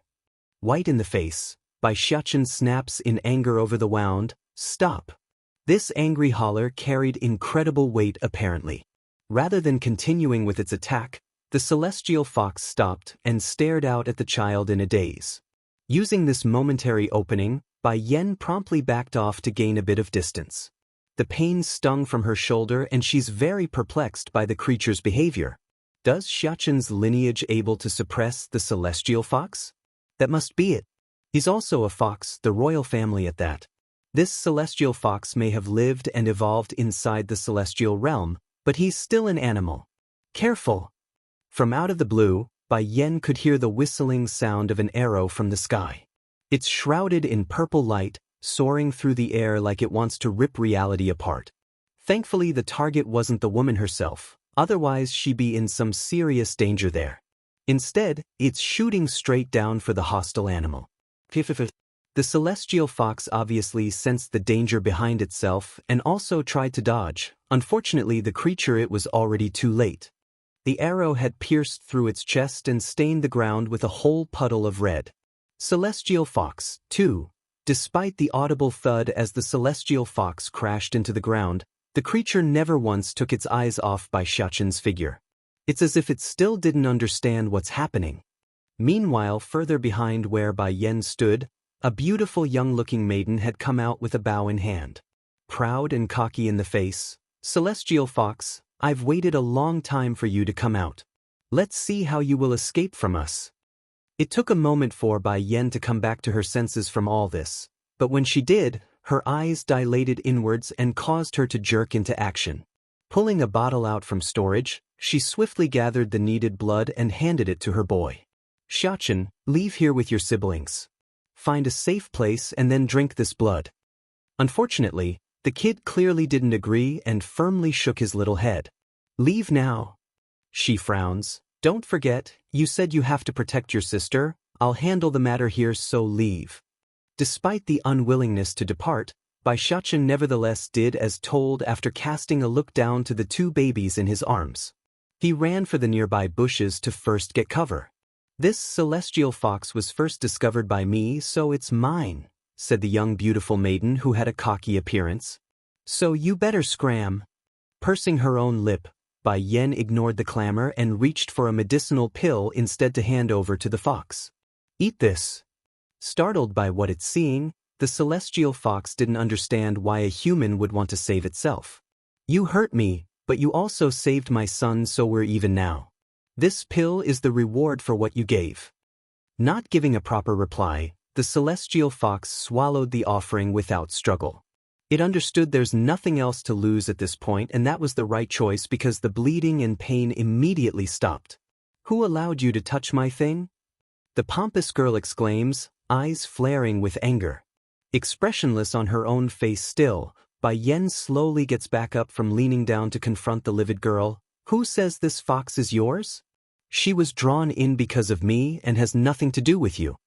Snorting at the rebuttal, the girl smirks derisively. I am the big miss of the Celestial clan, and our relationship with the Celestial Palace is deep and intertwined. If you offend me, then only bad things will come your way. This Celestial fox is something I've had my eye on for a long while, so naturally it's mine. Those who try to rob me of my things will never end well. Unfazed by the useless threat, Bai Yan tightly grasps onto her godslayer, which glinted dangerously under her wield. I will not let you have it. In that case, then don't blame me for being ruthless. Gritting with frustration, the arrogant lass snaps back to her party. You bunch go kill this woman for me. I'm taking this celestial fox now. Yes, miss. Immediately, the group surrounded the target from all sides, their weapons brandishing with killing intent.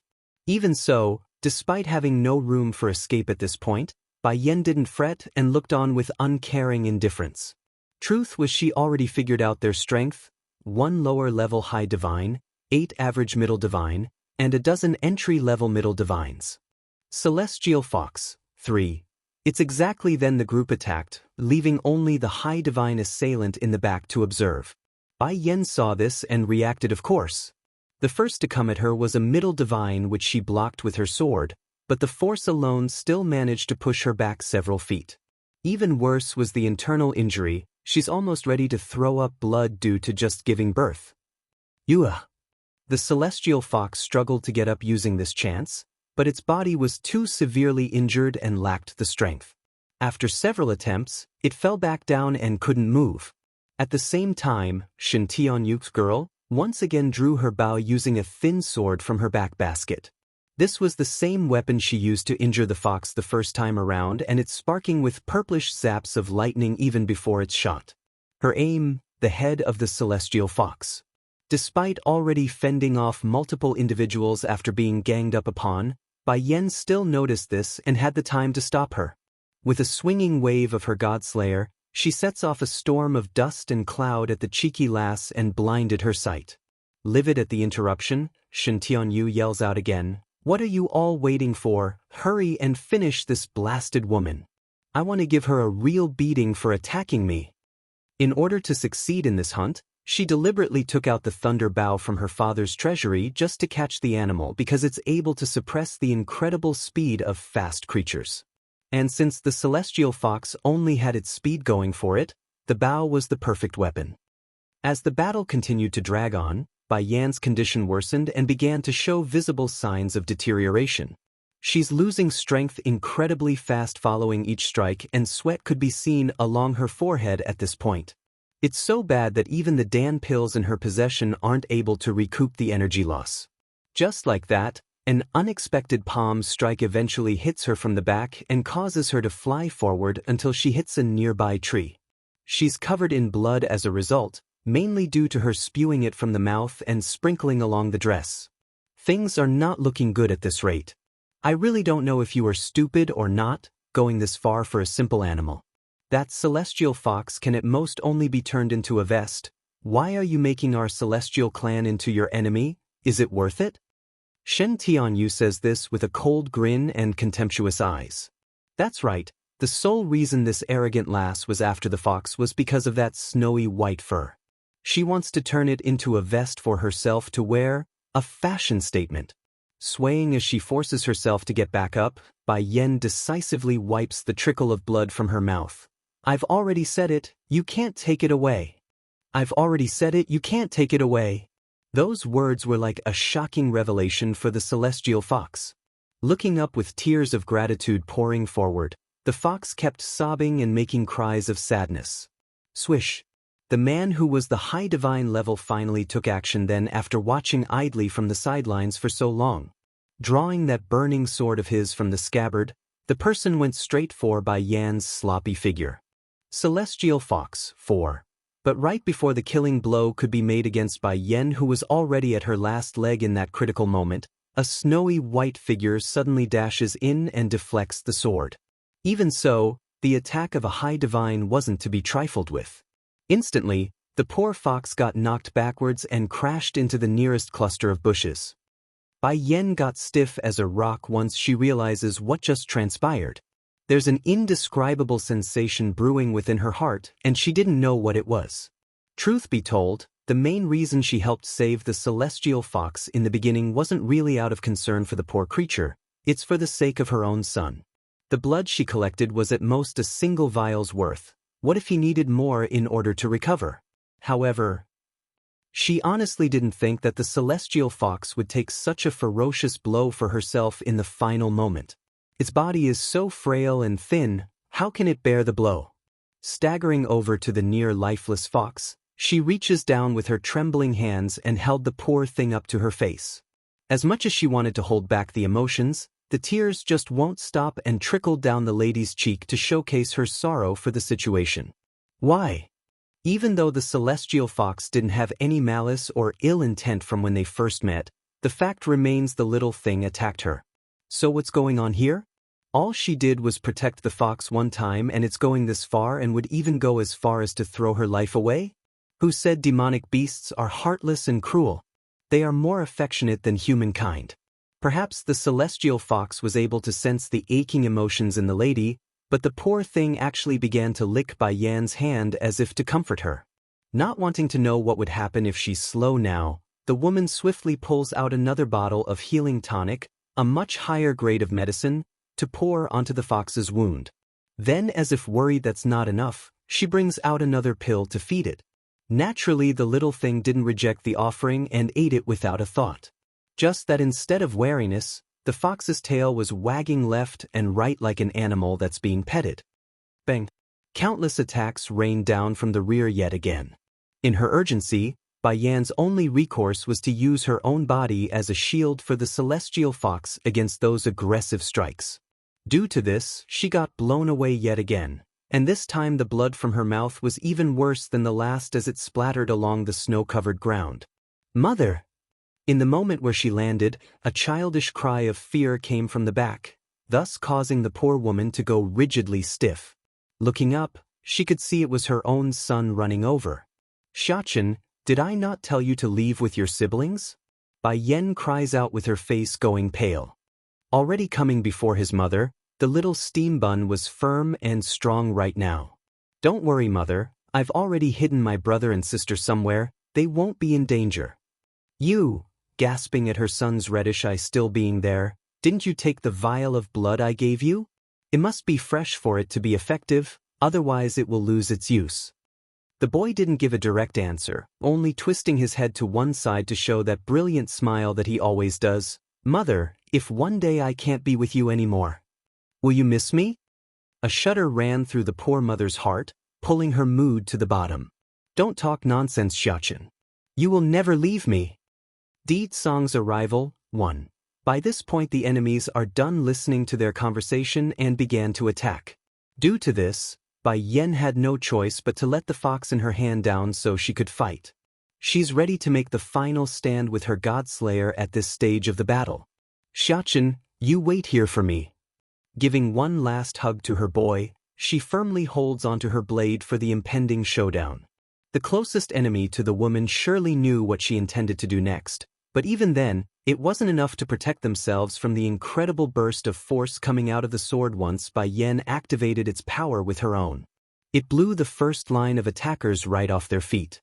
Knowing this was her chance, Bai Yan quickly uses this opening to swallow one of her replenishment pills to regain some strength. Unfortunately, perhaps it's because of how often she ate this pill already during the fighting, but the speed in which she healed had clearly reduced significantly compared to earlier. In fact, the only reason she's even able to stand upright was thanks to the sword in her hand, otherwise she would have collapsed back to the ground. That's how exhausted she truly was inside. You all move aside. The High Divine Elder finally lost his patience and snapped out to his subordinates. Immediately, the circling line splits apart and created an opening for the person to come forward. Girl, I admit your perseverance is worthy of admiration. However, sarcastically sneering, you are but a small grain among the many. While our miss here is the shining moon in the night sky, you can never compete with her. Only doom and misery await people like you. Boom. In an instant, the wind surges all around the area, created by the massive strength coming out of the gray-robed elder when he raised his hand to strike. This old man clearly didn't use his all when attacking Bai Yan the first time around, but now he's no longer fooling around and mustered everything into his strike. If it lands, a sure kill would be the only ending. But not all hope was lost. Right as Bai Yan's finding it difficult just to breathe under that oppressive might, Bai Xianxia suddenly threw himself in front of that oncoming attack. This should have been the worst outcome possible, having a kid die in front of his own mother. Yet this doesn't seem to be the case. The kid's entire body was shrouded in a freaky flame of red that oozed a sense of danger and carnage. It's as if his soul has been consumed by the 9 levels of hell and reborn as a devil. Mother, if one day I can no longer stay by your side, will you miss me? Those words once again rang across her mind. She wanted to cry out for him to stop, but the voice in her throat just wouldn't come out, like someone had ripped it out of her body. So, the only thing this poor woman knew how to do was to try to reach out with her hands, yet. Right before Bai Yan's fingers could make contact, that once adorable little steam bun had turned around again with his head to meet hers. Unlike before though, there's no longer that kind and warm gaze she's come to expect, only cold hard indifference in those red irises that seemingly felt devoid of humanity. Cusping her mouth with both hands, she now understood what has happened. Di Tsong's arrival, too. She's never seen her son in such a state before, at the very least, not to this extent. For example, even though Bai Xiachen did come close when those shadow guards tried to kill them both on the cusp of the demon realm's border, the kid still had a sense of humanity left in him, but there's none of that anymore. Yuah. Able to sense the strong level of sadness in Bai Yan's behavior, the celestial fox sobs for her and then made a timid look towards the boy. The little fella's body was shaking against that terrifying burning aura. Xiachen, reaching out with her hand, Bai Yan wanted to touch that face to reassure herself that the worst-case scenario hasn't happened yet. However, the boy himself wouldn't let her and turned back to face the enemies with his bloodthirsty eye. Why is this happening? Didn't Di Tsong say the wisp of grudge must rely on Xiachen to survive? Why does it look like my son is gone? Elder Shin, this is but a child. Hurry up and kill him so we can move on.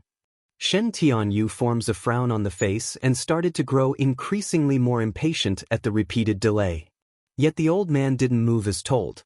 He's staring intently at the freakish boy because his heart was throbbing with unease right now, something that shouldn't be possible. The rest of the Goonies, on the other hand, couldn't care less. In their mind, such a child wouldn't pose a threat at all, and they themselves only need to heed Shen Tianyu's command. Of the bunch, the one at the forefront moved the fastest, and he's also the one who swung his weapon at the boy first. But speed wasn't a factor in this exchange though. Without moving an inch, Bai Xiachen just stared at the assailant and froze him in the air like a petrified statue. It's then under this state the horrified individual felt it, the monumental force of a mountain's worth coming in from all sides against his limbs. For those watching in the back, too afraid to intervene, they only saw their poor comrade being flattened little by little. Before they knew, what used to be a human being has now become a pile of flesh, a meat pie in the shape of a cube. No words could begin to explain the intense horror circulating across this mountain peak right now. Simply speechless, that's all there was to it. Run! The first to come back to their senses was the high divine Elder Shin. He turned tail and fled at the highest speed his body would allow. But there's no way the little red-eyed devil here would allow this group to leave, would he? In a flash of blurring movement, the boy was already in front of the elder and firmly grasping onto that shoulder. With a horrific sound of flesh and bone being torn, he rips that arm right off and causes blood to splatter everywhere, staining him and the snow-white ground. The old fella screamed in pain, but he could not care so much anymore. In a swift and decisive act, he grabs Shen Tianyu with his remaining good arm and fled for the bottom of the mountain. Meanwhile, the others weren't so lucky in this case. Their speed was nowhere as fast and swiftly fell one by one under the hands of the little steam bun. Once he was done with that, Bai Xiachen returns again to face Bai Yan, his eyes a glow of eerie red. Di Tsong's arrival, 3. In light of those murderous eyes, Bai Yan didn't feel fear at all. She's the mother of this boy, so the only thing she wants to do right now was to smile at him and give him a hug. I know you want me to hold you, I'm here now, so come to my arms. But you and your brother are both my children, and I know you are a good child at heart, so... Can you tell me where he went?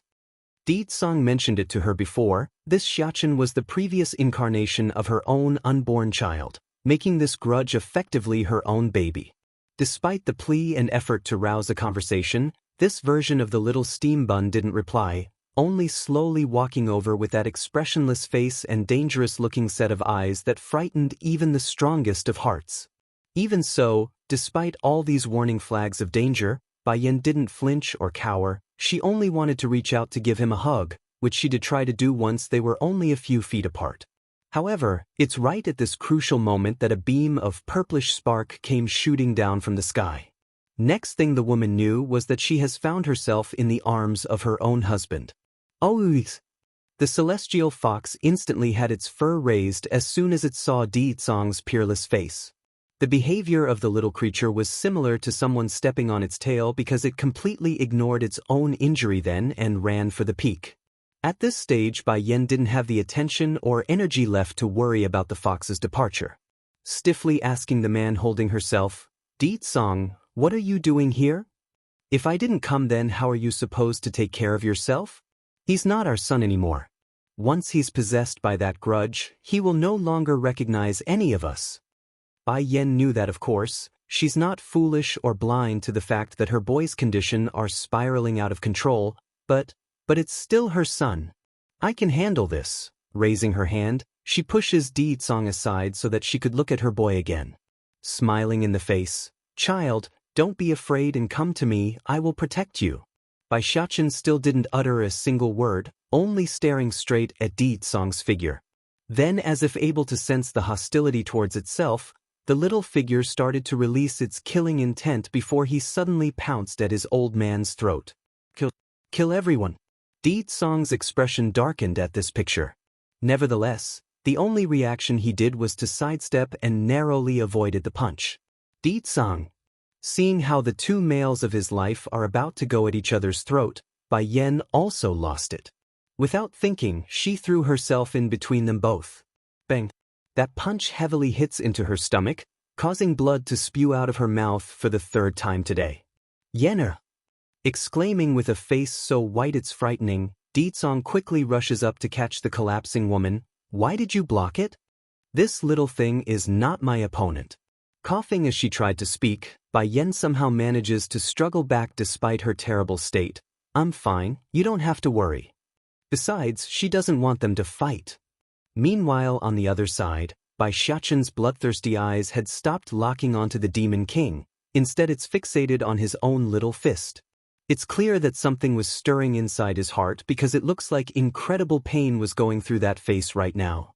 Di Tsong's arrival for, why? Why is this happening? I killed so many people already and didn't feel a thing, so why is my heart throbbing so badly right now from just punching her? It's like, I forgot something important. You mustn't hurt Mother. It's then a voice echoed within his mind, causing the boy to squat down and hold his head in agony. I am willing to give you forever control of this body provided that you protect Mother. If you dare to hurt her, then I will rather destroy my own soul to take you with me. The echoing voice may be childish, but it's filled with anger and rage. Shut up, you shut up. The more he said that, the more in pain the kid seems to be in. She is our mother, and the most important person in my life. You are right, I am too weak to protect my mother. It's the reason I gave you control of my body, it's to protect our mother, so how can you hurt her? Aha. He suddenly breaks out into a scream like he's tearing his heart out. Then without any indication, he shoots up from the ground and glared at everything in his vicinity. I'm going to kill everyone. In his heart, there has always been a voice. It told him he must kill everything in this world, only then can he feel safe inside. Therefore, he must not let anyone interfere with his mind. I said it already, you're not allowed to hurt Mother. Bang! The little boy quickly rushed at his parents with his body bursting into flame. Despite this fact, he ignored it and continued to move forward with increased vigor. Xiachen! Bai Yan nearly lost her soul watching the self-destructing image of her own son. Pushing her husband aside without a second thought, she rushed forward as well and forcefully pulled the kid into her arms. If it was a normal flame, then this act would have been a huge mistake for the woman. She would be severely burned. However, it's as if the fire had a mind of its own, but the hot temperature didn't harm her one bit. Nevertheless, it still left her heart thumping with anxiety. Xiachen, I know you're there. You've always been there. You killed those people for me, that's why you gave him control of your body and sealed yourself, right? Shaking in her hand, Bai Yan's tears wouldn't stop trickling out. The little boy's body froze over that plea. Why is this embrace so warm? Why is it so nostalgic? Xiachen, you have already sacrificed your freedom for me, so why are you doing this to yourself? Do you want me to grieve the rest of my life after you die?